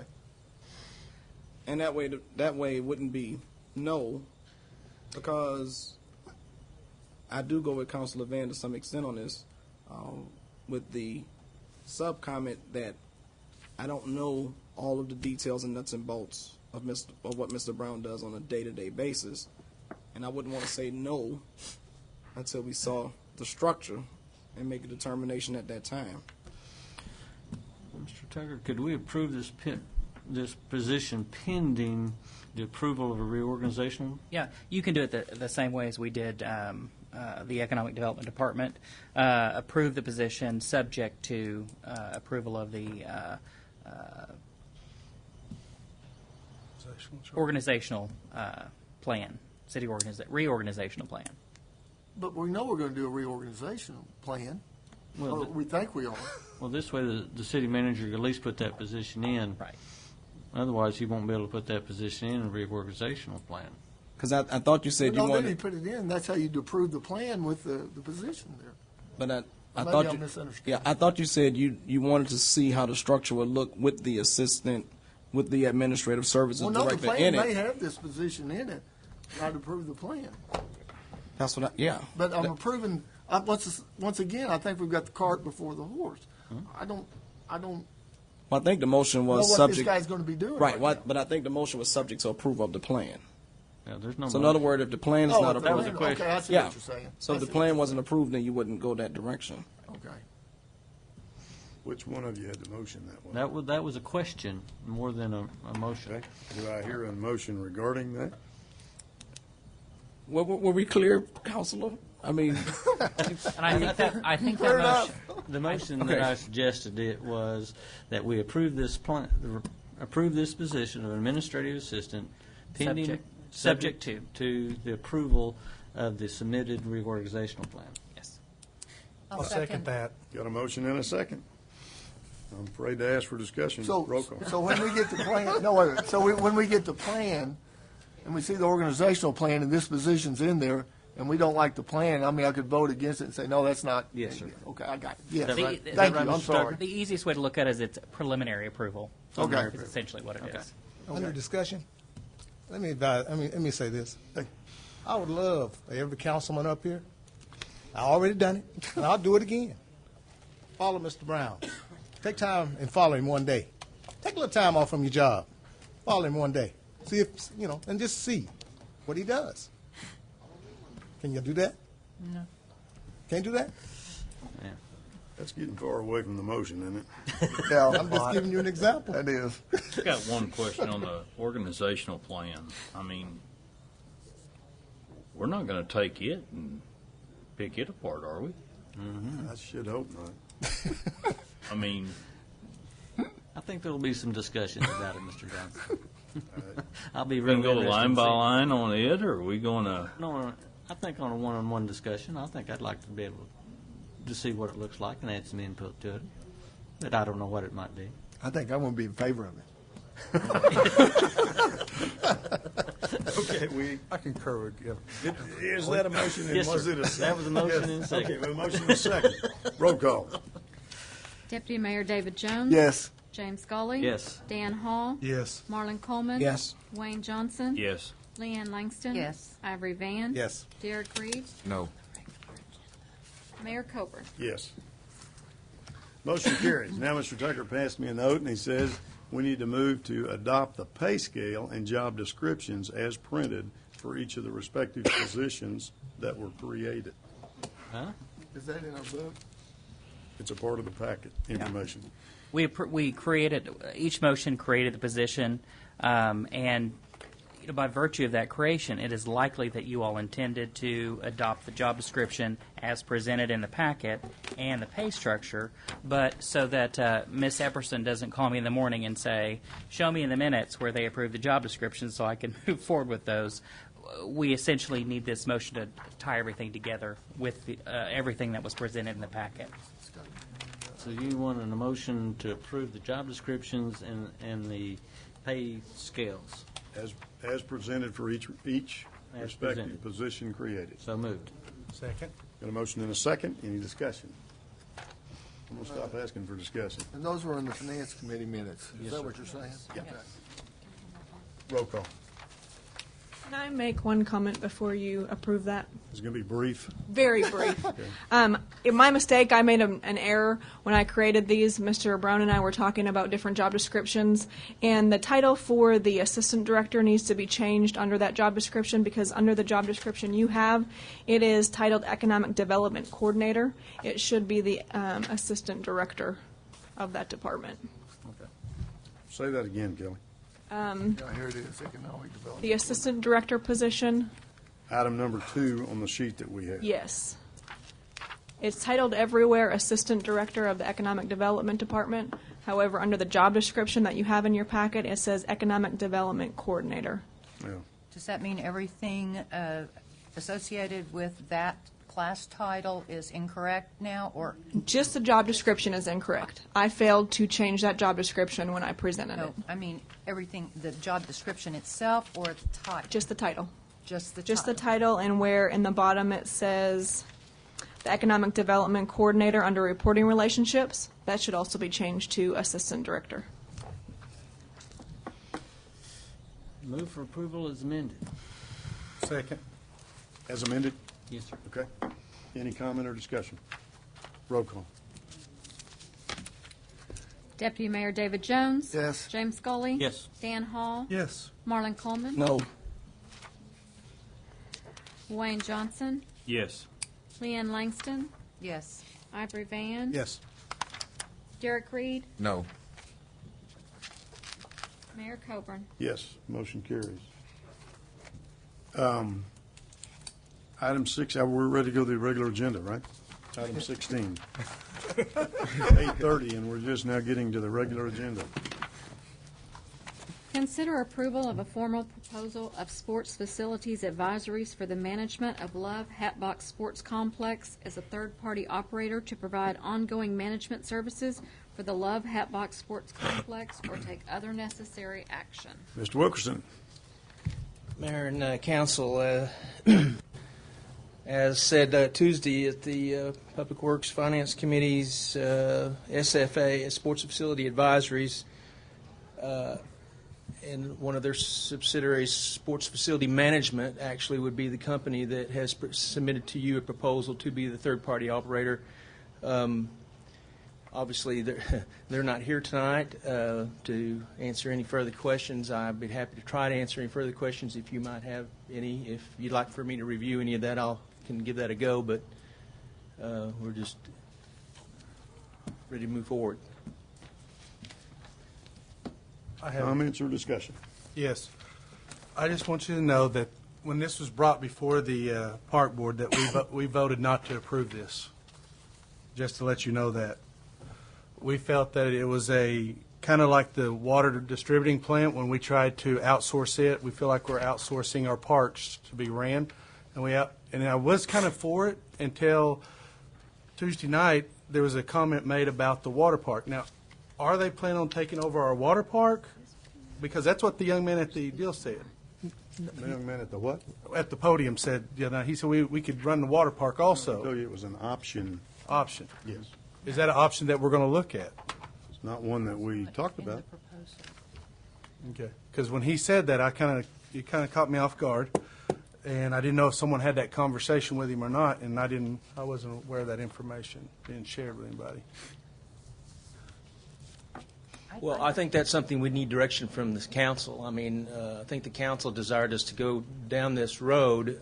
If I'm certain that they could probably do at the water park what they proposed to do at the sports complex with regard to successes. But I think that's something that we were supposed to have received our first contract to review this to send to the city manager today. It didn't come. I think that'll be a part of it. So we'll need to know whether or not you want to entertain that or not. Or we can discuss that when we get it and we bring it back to council. Well, instead of approving, should we wait on the contract and review that? I would like to. I'd like to see the contract before we vote on accepting them. So what do you want to do? You want to authorize me to negotiate with SFA and bring back a bring back a recommendation, a recommended contract? Because there were several variations in the SFA contract, year 1, year 2, year 3. I think it was a $12,000 monthly for marketing and management with an additional $12,000 per year for travel, if I'm not mistaken. And then there was an option to market and manage the the water park. So that's already in the... They're providing that as an option if that's what you want to do.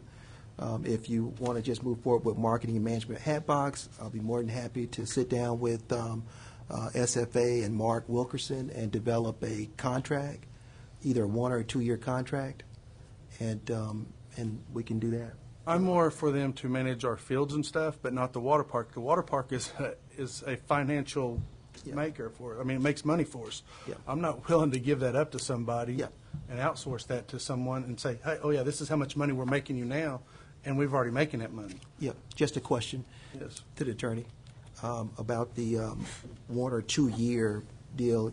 Roy, is if the city council moves forward with a contract, they can't go more than 1 year. Is that what it is as a city council? You can. There are ways that you can draft it if it's subject to apportionment through the budget process for the next year, like automatic renewals and things like that. Okay. Automatic renewals if the council approves the budget, which allocates the money in there. We have a number of them that we have used But we have in an that out manner. there. But we have an out as well. After a year, okay. So if it was a pleasure, we could negotiate a 1 year contract with an evergreen provision. Is that what we're looking at? That's essentially true, but you know the other fact of the matter is what you're talking about is the city can't be indebted until beyond the fiscal year. And when you're talking about services, those services aren't due until they're worked, essentially. Rendered, And since it's a service, it's going to be fine either way. But typically how we handle those is uniform whenever we buy products or anything like that, is we do some type of evergreen provision or make them automatically renewable or include language that indicates that they're subject to council appropriation for funding. I mean, there are several different mechanisms that we've used throughout the years here at the city. Okay, just want to make a quick note. We'll have to identify funding. That's something I'll go back and look where that comes from, but that's the only hang up. But I'll come back with a recommendation. Yeah, And a negotiated contract, if that's So what. we're saying that no action's needed on this item. Item number 17. Consider accepting a grant from Oklahoma Office of Homeland Security for $4,341.31 for 3 pieces of equipment. Multi-rack includes case, ToxyRay Pro Chlorine, ToxyRay Pro Ammonia. Chief Tatum. Mayor, Council, once again, Muskogee Fire Department has received a 100% grant for 3 pieces of equipment here, totaling $4,341.31. This equipment is, of course, the multi-ray monitor, the ToxyRay Pro Chlorine, and the ToxyRay Pro Ammonia. Again, this is a 100% grant through the Oklahoma Homeland Security. Can I answer any questions? move for approval. Second. Motion and a second. Any discussion? Roll call. Deputy Mayor David Jones. Yes. James Scully. Yes. Dan Hall. Yes. Marlon Coleman. Yes. Wayne Johnson. Yes. Leanne Langston. Yes. Ivory Van. Yes. Derek Reed. Yes. Mayor Coburn. Yes, motion carries. Item number 18. Consider accepting a grant from Oklahoma Office of Homeland Security for $2,157.54 for a Ludlam radiation detection monitor. Mayor, Council, once again, this is another grant equaling $2,157.54 for a Ludlam radiation detector. And I might give a round of applause to my special operation officer who brought this to the attention of Homeland Security, as we only had one Ludlam on many of the state trailers. And it's common practice that you take two measuring devices or radiation devices, depending on what your radiation into a hot zone or toxic atmosphere, so that one device can verify the first device. This, again, is a 100% grant. It's being granted to about 14 trailers, Seaburn trailers within the state. Can I answer any questions? Move for approval. Second. Motion and a second. Any comments or discussions? Roll call. Deputy Mayor David Jones. Yes. James Scully. Yes. Dan Hall. Yes. Marlon Coleman. Yes. Wayne Johnson. Yes. Leanne Langston. Yes. Ivory Van. Yes. Derek Reed. Yes. Mayor Coburn. Yes. Thank you. Motion carries. Thank you, Chief. Item number 19. Consider approval of final payment to Holloway, Updike, and Bellin Incorporated in the amount of $5,770 for engineer services on South York Street widening project, or take other necessary action. Mr. Stewart. Yes, Mayor, Council, we've had this item on the agenda the past couple of times, had it tabled and moved forward. I'm pleased to report that all issues have been resolved, and we recommend approval. Move for approval. Second. Motion and a second. Any discussion? Roll call. Deputy Mayor David Jones. Yes. James Scully. Yes. Dan Hall. Yes. Marlon Coleman. Yes. Wayne Johnson. Yes. Leanne Langston. Yes. Ivory Van. Yes. Derek Reed. Yes. Mayor Coburn. Yes. Motion carries. Item number 20. Consider approval of expenditure up to $60,000 is allocated within the capital outlay budget to replace as many outdated computers and printers as funding allows, or take other necessary action. Chris. Mayor, Mr. Council. Mr. Cummings. Thank you. Through the years since I've been here, I've been slowly trying to change the way we purchase and refresh our computers. Up until this year, it had been up to the department to put in their own budget what computers they wanted. Then we moved that money to my department, and now we're moving the entire responsibility of tech refresh to IT, which is where it belongs. This allows us to better manage the systems that we purchase, better manage the refresh that we do. We've identified over half of our computers are over 7 years old. We've got some that are as old as 10 or 11 years old still in the system. And we're trying to get as many of those replaced as we can this year, as many of the rest replaced next year, and then go on a 3 or 4 year refresh cycle so that we can keep our equipment up to date, which is very important. As software continues to improve, it requires faster and better computers, and I am asking for approval to spend up to the budgeted amount of $60,000 this year to do that. Move for approval. Second. Motion and a second. Any discussion? Roll call.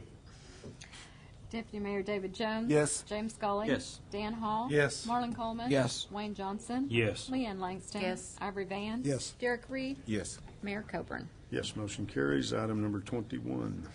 Consider approval of appointment of Muriel B. Saunders to the Muskogee Housing Authority Board to serve the remainder of the unexpired term of Joyce Jackson ending May 31st, 2016, or take other necessary action. This is my recommendation I bring to you as a result of a vacancy on the Housing Board. And many of you will know Muriel Saunders that served a number of years on the school board and well-known in the community. And their recommendation was for her to fill that vacated seat. And I so move. Second. Motion and a second. Any discussion? Roll call. Great pick. Yes. She's a great pick. Oh, roll call. Deputy Mayor David Jones. Yes. James Scully. Yes. Dan Hall. Yes. Marlon Coleman. Yes. Wayne Johnson. Yes. Leanne Langston. Yes. Ivory Van. Yes. Derek Reed. Yes. Mayor Coburn. Yes. Motion carries. Item number 22. Consider approval for final acceptance of the South York Street widening project with Roscoe Construction, or take other necessary action. Mr. Stewart. Yeah, again, this is an item that was tabled several times, and again, all issues have been addressed, and we move for approval on this item. Move for approval. And a motion? And a second? Who seconded? David Jones. Any comment or discussion? Yes, Mike, I'd like to thank you for your hard work in this area and going out there and taking care of any of these issues that came up. You did a great job. Thank you very much, and if any do arise after this point, we're still under a maintenance bond, and we intend to address those also, so thank you. Other comments? Roll call. Deputy Mayor David Jones. Yes. James Scully. Yes. Dan Hall. Yes. Marlon Coleman. Yes. Wayne Johnson. Yes. Leanne Langston. Yes. Ivory Van. Yes. Derek Reed. Yes. Mayor Coburn. Yes, motion carries. Item number 23. Receive report from Public Works Director on street capital improvement projects and also on current street condition report from Infrastructure Management Services. Mr. Stewart again. Yes, Mayor and Council, we have two separate PowerPoints that we're going to give to you tonight. One of them is on the street condition index report that we received from IMS, and the other one is on the Martin Luther King project that Councilman Coleman asked to be put on this agenda. I've asked Michael Wintersheet from Garver to come and assist me with this. They're the engineers that are helping with it, and he's got a PowerPoint he wants to deliver, and then we'll answer any questions that we might be able to.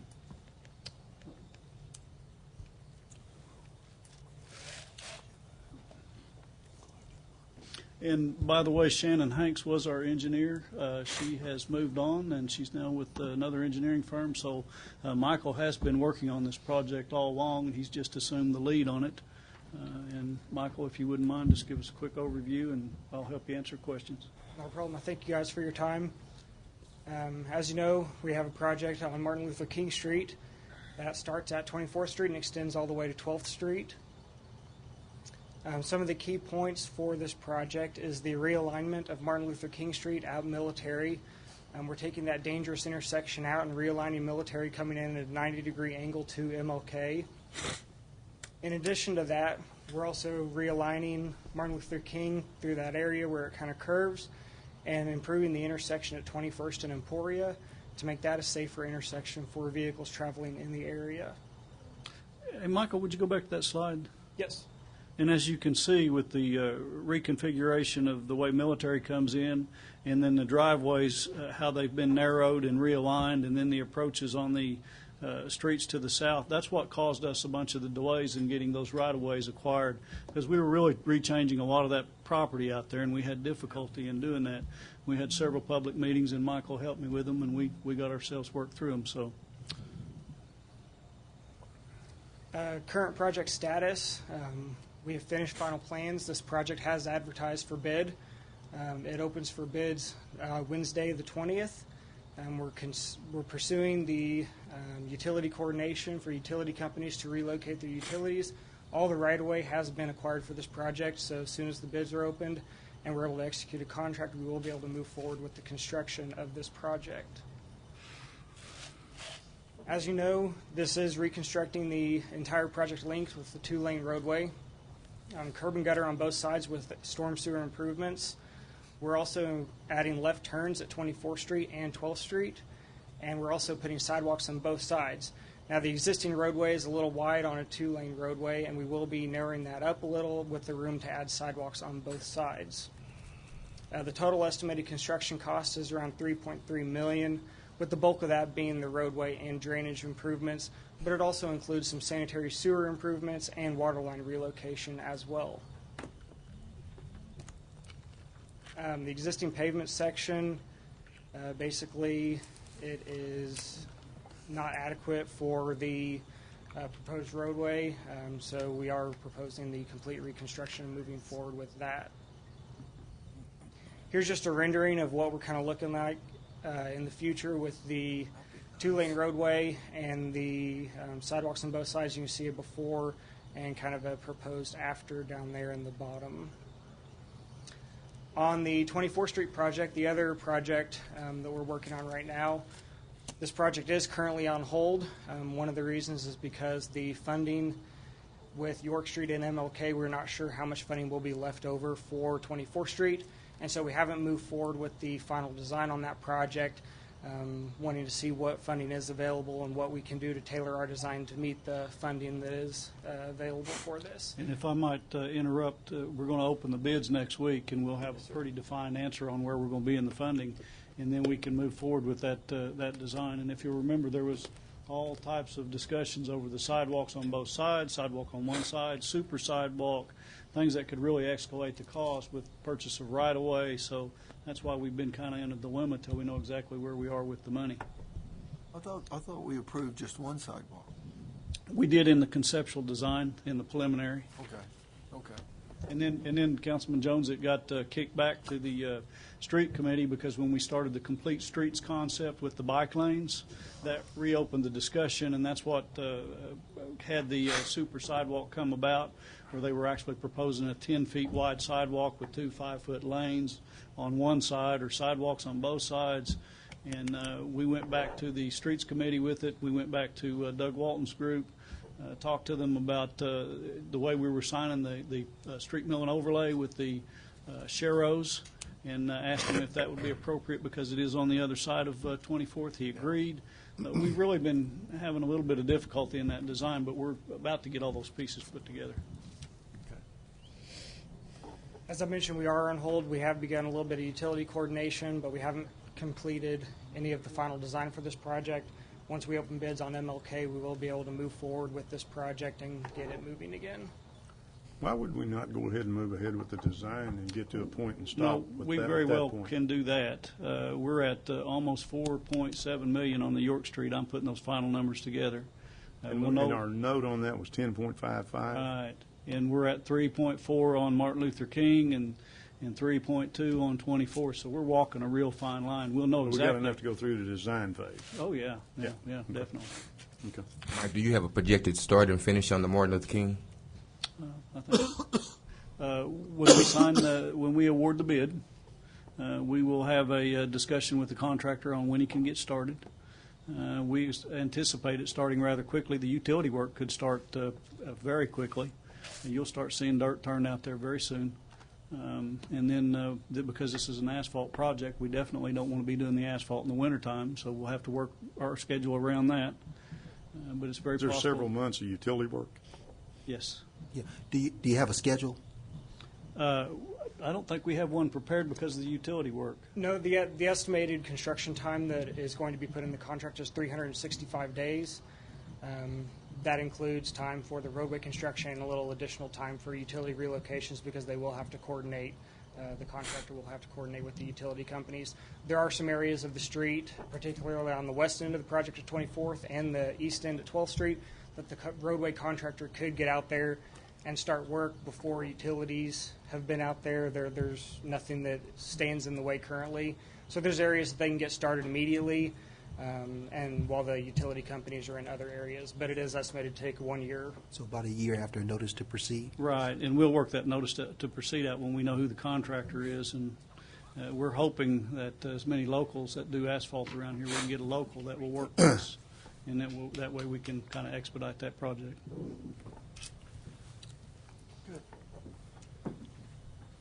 Counselor, does that answer your question? Yes, thank you. If that's it, I want to move into the street index report. I'll shift that PowerPoint.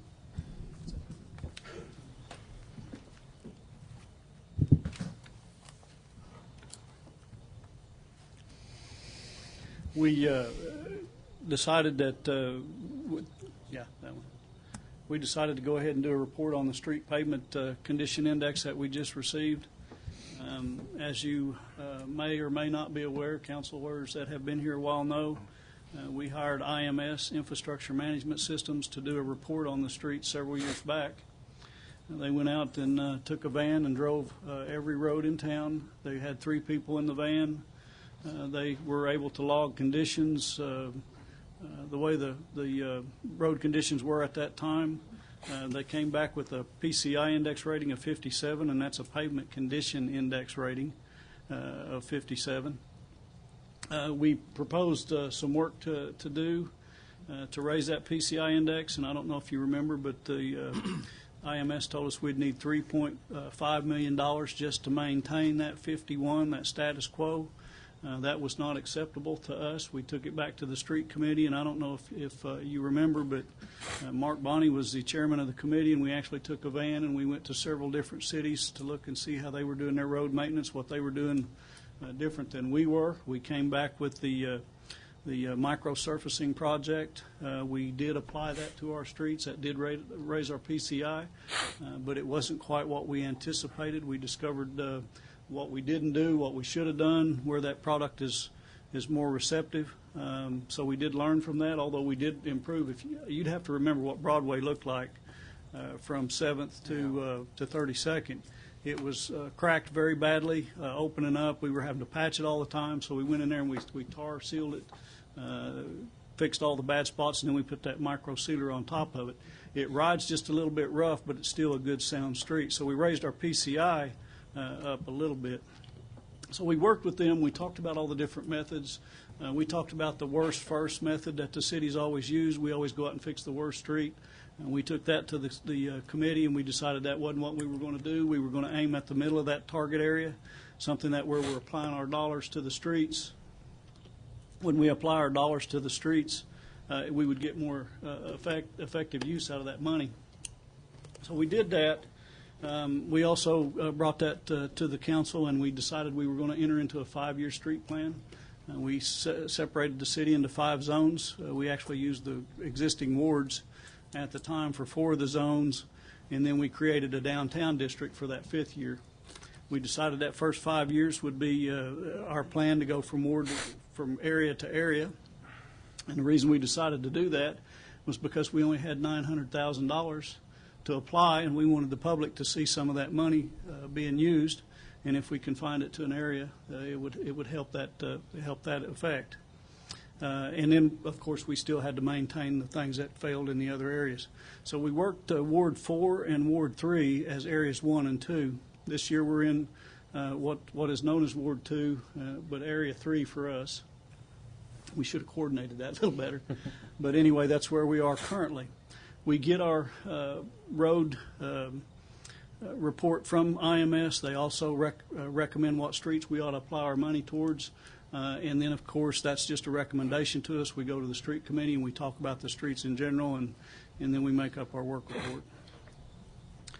So backing up, York Street definitely is an improvement to that PCI index, definitely helped raise it. Good project, very proud of it, proud of the improvement on the traffic lights. And I don't know if you guys are really paying attention like I am, but as the older I get, the worse my eyes are getting, and we have this city marked right now better than it's been marked in my entire career as Public Works Director. And I say that without any doubt whatsoever. Traffic's doing a great job. We've contracted some things out. The manager's allowed me to put a contract out upon the recommendation of the street committee to get York Street done. We've made vast improvements in marking. Mill and overlay project was super. Again, we were only looking at $1 million a year. I started talking with the mayor that, hey, if we want to raise this PCI index, we got to do something different. They've told us we need $3.5 million. We went and looked at different methods, so we brought that number down. We don't know exactly where, but we brought it down. And we knew that if we didn't change our methods, we're not going to make any progress. Talked to the mayor. We went to the foundation. We got a $2.5 million grant. We've just wrapped up, and we went to a mill and overlay project. And I want to reemphasize this. That is not reconstruction or new construction. That's rehabilitation. So you're going to see some cracks back in it. That's going to start having some bumps in it. That's the life of a mill and overlay. And if you'll think about the way the Turnpike Authority does or any other road maintenance, that's the process. We're just trying to keep these streets in good shape until at what point in time they can actually be reconstructed. One of the things we're most proud of is in the bottom right-hand corner, you see where we used a core drill to drill out the manholes. I don't know if you guys have seen, but we put nice, pretty concrete rings around the manholes. Huge improvement from just paving over them and then going back and chopping them out. You had a little bump. This made them nice and smooth. We also absorbed that piece of machinery into the pollution control department, so now that they can use that. So we've got that as a piece of machinery for us. The list of streets that we repaired in the mill and overlay, and I know it's getting late, so I won't go through every one of them, but some of the highlights, we did Martin Luther King Street, East Okmulgee, East Side Boulevard, Gibson Street. East Side Boulevard looks fantastic the way it's been striped, the bike lanes on it. Most of these have sharrows on them, so we are making some progress. Chip seal projects that we completed are listed. The micro paving that we have completed are listed. And by the way, these are improvements since our last PCI index. That's why I put them up there. That is a little bit hard to see, and we kind of figured it would be, so that's why we brought the big one for you over here if you want to come over here and look at it before you leave. But the thing I'm going to point out is right up here in the top corner. And as you can see, we had a PCI rating of 59. and our PCI index went up to 61. That's a 2-point raise in the PCI index, which is very, very good. The average, what the goal is for a lot of cities, is in the 60s, so we're into that 60 range. Now, I will tell you right now, it will not stay there at our current funding level. It's going to come back down. But if we can get another grant or some other infusion of money that will help boost that up, we can keep that PCI going up. But again, at the current funding that we've got this year, it's not going to go up, it's going to come down. So I want to tell you that up front. Suggested rehab, you can see in the bottom right corner, it's got some color to it. That's the streets that they listed. I'm sorry that this is not appropriate, but we did bring the map so you can come over and look. We also have a report that we'd be willing to share or let anybody look through. It's at Public Works if you want to take it, but it's a street by street by street listing, and it's by block segments. We also, Prague and I were talking about things that we could do. We also listed every street in town that's in the poor and the failing, and we're going to drive them out, look at them, and see maybe some of them could be closed, taken out of our system. What can we do to improve these? Maybe we could go in and just chop them up and turn them to gravel. But we've also thought about that. So we're trying to think of different ways to keep this PCI to stay the same, or at least not to make it go down and have that bowl effect like they usually get. We are very proud of that. We know we made progress, and we're not going to sit up here and tell you we got great streets, because if you come over and look, we don't. We've got some that are failing. We've got some that are poor. But I want to tell you something. In the last couple of years, we have made progress. And I know that a lot of the citizens are not happy with the residential streets, but if you think about it, we aimed that money from that grant on arterials and collectors, and that's what we decided to do. We wanted to get the main streets and the main thoroughfares in great shape. I would love to see something go towards residential. I would love to do some grants like we did with this Muskogee Foundation grant for the arterials and the collectors in select neighborhoods. Think of what you could do if you'd put $1 million on top of our budget into each one of these residentials and just moved around. Same type program. Don't have city forces do it. Put it out for a contract. Get it done. Get in, get out, get it done. And think of the improvement we'd make. Encourage you to do that. I'm very pleased to give you this report. And I do know that we are not where we need to be, but we did make some progress, and I'm proud of that, and I'm proud of the guys in Public Works that helped me accomplish that. I'm very pleased with the street committee, and council has allowed us to do this. So thanks to you for allowing us to do our jobs a little better. Mike, thank you to you for a great report, and thank you to the City of Muskogee Foundation for $2.5 million in the infusion of cash to go along with the money that we have. That's about $600,000 or $800,000 a year. And may I finish with just stating that we knew Augusta Street needed paved real bad, and we wrapped that project up with Augusta Street. So just think of what that can do. Just think. I'd like to thank Mike for doing that, because like Augusta Street, that's over in Ward 3. We connect with Ward 2. But it's it's in Ward 3 and 2, and I think Mike, Grover done a great job, and we appreciate it. Yeah. Thank you. I think you took my Ward 2 from me. We all just get along. And I guess we don't need we just need to accept the report and not any action on it, okay? Thank you, sir. Okay, we have about a half a dozen people, maybe 10, that have elected to speak to us. Number one in that group is Mayor Leila Davis from the city of Taft. Mayor, if you would approach the microphone for us and tell us your name, please, and give us your street address. And you'll have 3 minutes, please. Okay. Mayor and Councilman, I am Leila Davis, Mayor of Taft. I live at 503 North Pine. Been there for 72 years. I'm here tonight to thank the council, thank the mayor, city manager, and the councilman and councilwoman for voting to give Taft the old flooring taken out of the city civic center. Excuse me. we're very much appreciated. I invited the mayor out there to see our facility. It's a facility that's been, it was used during our school days, but we've kept it alive by keeping the utilities on because I didn't want to see it die, neither did the council. But we had a concrete floor and we would not allow too many activities in there.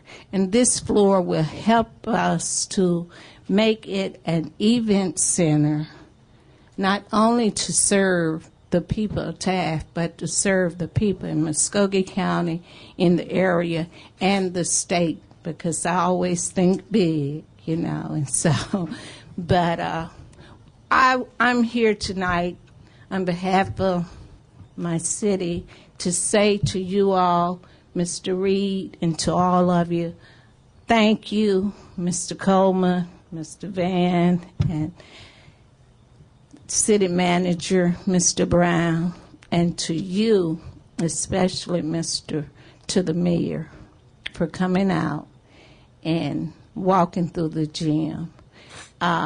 Mayor Coleman came out. I mean, Coleman, I'm sorry. He came out proud to being elected as an official, but your mayor came out and walked through the facility with me, and, you know, I invite all of you all out to come out and see the facility. It will seat 1,500 people, and that's why I don't want it to go to waste, and I'm here to say thank you, thank you, thank you, and you all are invited to come to Taft at any time. Thank you. Thank you, Ms. Laley. Sylvia Swan. Your name and address, please, and you will have 3 minutes to talk to us about concerns on behalf of the city. Sylvia Swan, 727 Capitol Place, Muskogee. In regard to the minimum wage for the waiters, I was at Golden Corral last night, and one of the waiters waited on 54 people from a bus tour. And when they left, he had not one penny of a tip from all of those people that he served, and he also had one of the other wait persons kind of help him to be able to straighten the station back out. And we took it upon ourselves to give him some encouragement and a gratuity and encourage them to be concerned about the fact that they're making such a low wage. And I offered to come back and talk to them about what kind of opportunity to train or to become better versed in opportunities that might be available in the city for them to not have to be waiting when they're 40, 50, 60 years old, and to not have any opportunities of further advancement, and what kind of encouragement that they might get. The other item is I would like to see the wards have televised input by the council members to their wards. If it's difficult to get out to talk to the people individually, I would think that they would be interested in using a televised method of being able to discuss some of these issues, like we wouldn't have ended up with the nightmare tonight. In regard to volunteer opportunities, if we look at the churches, all of the churches from, you know, the first ones that were ever formed were formed with volunteers.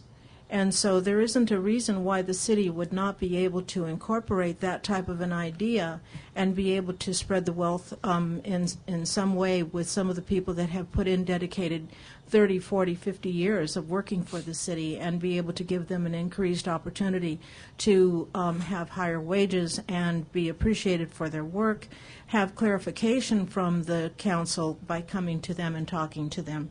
The other is hiring locally, and that would be for contractors as well as having our city workers who have already developed a skill, that we've given them the opportunity and the trust to develop the training that they might need in order to be able to take on some of these projects and be able to work in maybe 2 different capacities, and some way to incorporate that in your city plan. Let me see, and there was one other thing I wanted to mention. My main concern is the fact that, for me, not knowing what's going on ahead of time before it comes out in the paper is the thing that concerns us the most, is feeling that the council, Ms. as Swan, great a your job as you're doing, time that is up. If you'd it's wrap that up, please. that it's out of touch. And that's why we started ward voting. And I thank you for your time. Thank you. Dean Swan, your name and address, please, sir, and you will have 3 minutes.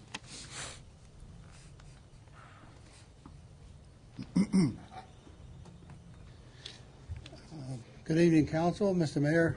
My name is Dean Swan. I live at 727 Capitol Place, Muskogee, Oklahoma. Listen to me here. You have to fix a city before you can build on it, or else you're building a broken city. I mean, you can't even uncover its existing sidewalks, and you're already deciding and debating the width and dimensions of a new sidewalk.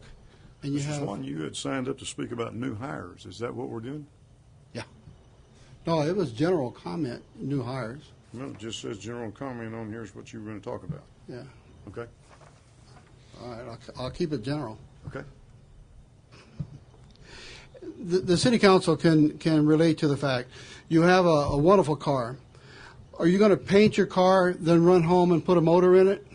No, I don't think so. It goes the other way around.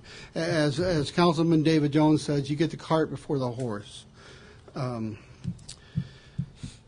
lot of you remember the Bridges Out of Poverty.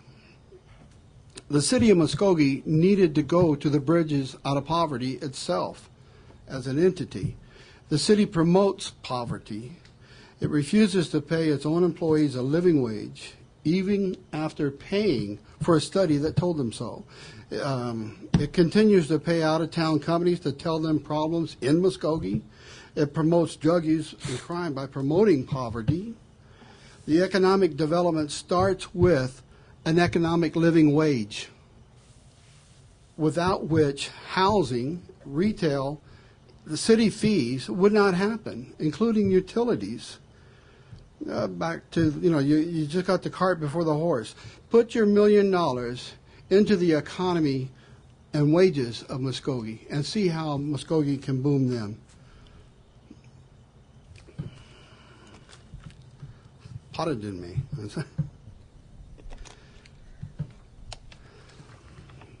Lost my own notes. I like Mr. Brown. I mean, I really do. He's likable. But I don't agree with timing. We're off on some timing.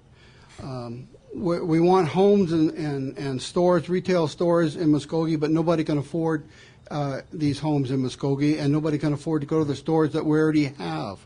They're failing. Ask Sears. We have a lot of $2 an hour waitresses and waiters, and many city citizens, including city employees, who don't even make a living wage to afford even utilities, including Muskogee's bad water.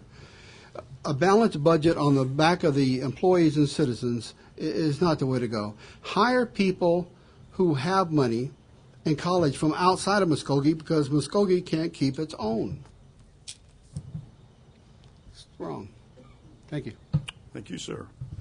Brad Fuller, would you step to the microphone, please, sir? Give us your name and your address, and you will have 3 minutes, sir. My name is Brad Fuller, and I live on Border Avenue, 3905, apartment 1 to be exact. And my general comment tonight was about us. See, me, I'm a maintenance 2, which at my shop is the lowest you can go. And I am the person that you stand on with your 2 feet to lift this city. I work for the city to make it look better and to run more efficiently. And in that comment, I'd like to throw out 2 numbers that are very important at our shop right now, which is water distribution. I don't know if I mentioned that. The one number is 171. The second number is 9. 171 water leaks, which when you see trickling down the street is basically the city's money bleeding into a drain. And the second number, that's how many people we have to fix everything. Everything. We have 9 total on payroll, and 1 is out on workers' comp and has been for, I think, the past 6 months. I think that's really all I have to say on that matter, because our positions that aren't being filled is just making it harder every day. Harder every single day. And I wanted to ask you all what you thought about us. And that's all I had to say. Thank you, Brad. Stormy Rice. Sir, your name and your address, and you will have 3 minutes. My name's Stormy Rice. I live at 1204 North 40th Street. 3 years ago, Stormwater took the street sweeping responsibilities from an outside contractor. They took our operator, Rose Colthorpe. They have another job there. They have not created a position for me. I have been out of class for 3 years now. At the beginning of the season, I had 2,200 out of class hours doing this job, and we can create 7 positions at City Hall, 6 positions, but we can't create any on the low end for the workers. That's all I have to say. Thank you, sir. Storm. Doug Lane.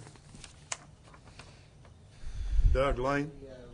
He's out fixing a leak because he's one of those. We'll move him to the bottom of the stack. Okay. Cecilia Shells? She left. Okay.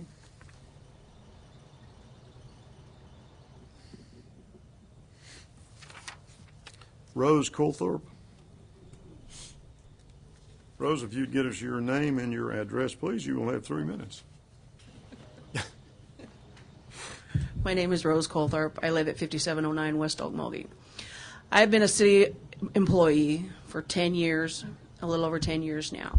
And when I started out working for Mike Stewart in the street department. I went to sanitation, and then I went to environmental control. I have seen we lose people, never fill a position. When I started in environmental, we had 9 full-time employees, plus our temps that we always get in the summer. Now, I run the street sweeper, so my job's totally elsewhere. We have one guy who's been out on sick leave almost a year. We have 3 people to do everything, plus our temps. We need people hired on the bottom end that do the day-to-day work. We're too top-heavy in City Hall. We need to be more down here, the guys on the ground. Because the way things are going, we're losing guys left and right because they're having to do the job of 2 or 3 men. We need somebody to look at us and say, okay, we know you guys need more wages because some of us are collecting food stamps. Okay? We need people, bodies, not at City Hall. We need them on the ground. Please open up these jobs, fill these positions that are needed. Don't create ones that we don't need yet. That's all I have to say. Thank you, Rose. Dustin Williams. Your name and address, sir, and you've got 3 minutes. Dustin Williams, 1147 Cherry Street, and I'm also the president of ASME, Local 2465. And as you can see, a lot of the employees already left because they are actually quite disgusted. The city council and everybody seems to put their dollars in places that they want to instead of places that they're needed. A Hay study was done 2 years ago. A year ago, you decided to go ahead and give us those job descriptions. Yet, have you decided to give us money on that? Now we're going into negotiations, and we're saying that we're going to be brought to the minimum. In the bargaining unit, that is only 6 people. That is insulting, especially whenever we can find $500 and some odd $1,000 to create new positions. How do you create new positions when you can't fund the ones you have now? That's all I have to say. Thank you. Thank you, sir. Darren. Wimmer. Yeah, sorry. That's a little unclear. Your name and address, sir, and you will have 3 minutes. Again, my name is Darren Wimmer. I live at 5709 West Okmulgee Street, Muskogee, Oklahoma. I got a question. Granted, I've been talking about wages. I've been talking about employment. I've been talking, better streets, questions, this, that, and the other, more answers. I've got one big question as a citizen that a couple of years ago, we voted $1.63 basically like a bonus for the employees to get at the end of the year, whatnot. And come to find out, y'all gave them a $2 pay raise last year, like cost of living increase, this, that, and the other, supposedly. And I'm questioning where the $1.63 went. That was voted for, that was voted for the, for like the bonuses. Where did that go? We voted that for that. The $2 pay raise, that cost of living increase, that was what should have been done years ago. It was 2%. Or 2%, excuse me, 2%. My apologies on that. I'm just questioning where my tax dollars went that I voted for that aren't there now.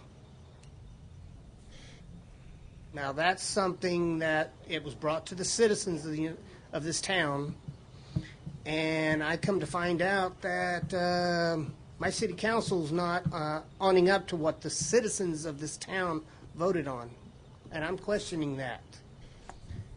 Y'all guys we voted you guys in. Thought y'all were going to do a good job. Questioning, and some things we're questioning now. Y'all used to be, and y'all still are, citizens of this town. But now y'all are sitting up there, and you're not standing down here because we're not getting answers. Y'all ain't bringing them to us, asking us.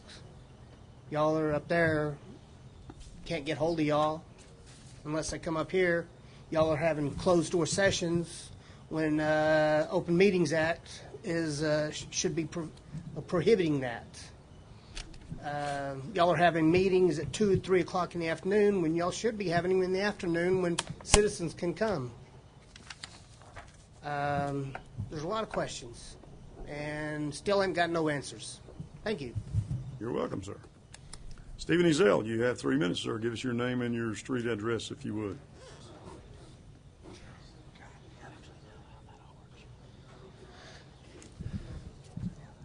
Stephen Ezell, 6121 South 6th Street East. Most of you, I would presume all of you up there, are certainly far more learned than I on many of these issues. Therefore, I would like to allude to a statement made previously by my most elder and venerable colleague, Mr. Seaver Johnson. He said, "We are an exceptional people." That is true. And because we are an exceptional people, we have exceptional needs and problems that must be addressed. Therefore, I also allude to a couple of things my grandpa taught me when I was first learning how to be a leader in any position. He told me there are 3 different types of people. There are the do's, there are the don'ts, and there are the donuts. The do's accomplish because they are willing to give and risk much. The don'ts oppose because they are willing to give and risk little. And the donuts abstain because they are willing to give and risk nothing. Yes, we as a city certainly have the ability to grow, but growth is painful and growth takes time. Mr. Johnson said we have momentum. However, I must also apply a basic law of physics that if you get too much momentum, it takes, when you find out you're going too fast, it's going to take an even greater force to slow you down. If you slow down too fast, you try pulling the brakes, chances are you're either going to spin out or you're going to crash. There are things that certainly, yes, we want to do, but we must temper our passion about what we want to do with the prudence and practicality of what we can do and what we should and must do. I just read in the newspaper that Sears is closing its door. That's basically a third of the mall that's closing down. And yes, we need new businesses in Muskogee. And people ask, why are we having to go to outside sources? Because we have to look at the inside. Are our inside sources, do they have the right qualifications needed? I love Muskogee. I love this town. I wouldn't be up here if I wasn't concerned. I applaud this council for its efforts and what it's trying to do. And I feel for all of these people out here. But I say to you, temper your passion with both prudence and practicality. I thank you. Thank you, sir. Again, Cecilia Shells is not here, and Doug Lane. Both have been called twice, okay? That brings us to a point on our agenda that I think we are considering an executive session. Item number 24. Consider an executive session to discuss and take possible action on the following. A, pursuant to Section 307B4, Title 25, Oklahoma statutes, consider convening an executive session to discuss the lawsuit-styled City of Muskogee versus South York Plaza LLC in the District Court for the Muskogee County, Oklahoma, case number CV 2011-181, and if necessary, take appropriate action in open session. B, pursuant to Section 307B3, C, and D, Title 25, Oklahoma statutes, consider convening an executive session to discuss the acquisition of real property located in the Northwest Corridor, as well as conferring on matters pertaining to economic development within the City of Muskogee, and take any necessary action in open session. Consider a motion for executive session. Move we convene into executive session. Get a motion and a second. Any discussion? Roll call. Deputy Mayor David Jones. Yes. James Scully. Yes. Dan Hall. Yes. Marlon Coleman. Yes. Wayne Johnson. Yes. Leanne Langston. Yes. Ivory Van. Yes. Derek Reed. Yes. Mayor Coburn. Yes. We will now consider ourselves in executive session. Chief, if you would help us by clearing the room, please. We will now reconvene from executive session. Roll call. Mayor Bob Coburn. Here. James Scully. Here. Dan Hall. Present. Marlon Coleman. Here. David Jones. Here. Wayne Johnson. Here. Leanne Langston. Here. Ivory Van. Here. Derek Reed. Here. We are accounted for. Mr. Tucker, 24A and B. Thank you. Pursuant to Section 307B4, Title 25 Oklahoma statutes, the City Council did convene an executive session to discuss City of Muskogee versus South York Plaza. After being fully briefed on the status of that suit, the City Attorney recommends settlement of the same under the terms discussed in executive session. Therefore, we need a motion to that effect approving that recommendation. So moved. Motion and a second. Any discussion? Roll call. Deputy Mayor David Jones. Yes. James Scully. Yes. Dan Hall. Yes. Marlon Coleman. Yes. Wayne Johnson. Yes. Leanne Langston. Yes. Ivory Van. Yes. Derek Reed. Yes. Mayor Coburn. Yes. Motion carries. And item B.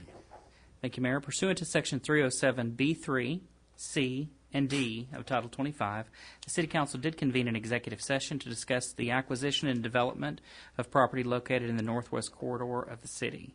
While no action is necessary at this time, the Council should move to issue a finding that the items discussed, if publicly disclosed, would hinder the development of products and services within the city. And that concludes our agenda for today. We need to, Mayor, we need a motion making that finding. Would hinder, what, would you repeat the last part? Would hinder? Yes, would hinder the development of products and services to the city, if publicly disclosed. Oh, it publicly disclosed? Yes. Okay, so moved. Second. Got a motion and a second. Is there discussion? Roll call. Deputy Mayor David Jones. Yes. James Scully. Yes. Dan Hall. Yes. Marlon Coleman. Yes. Wayne Johnson. Yes. Leanne Langston. Yes. Ivory Van. Yes. Derek Reed. Yes. Mayor Coburn. Yes. And the motion carries, and that concludes our agenda. And we appreciate you.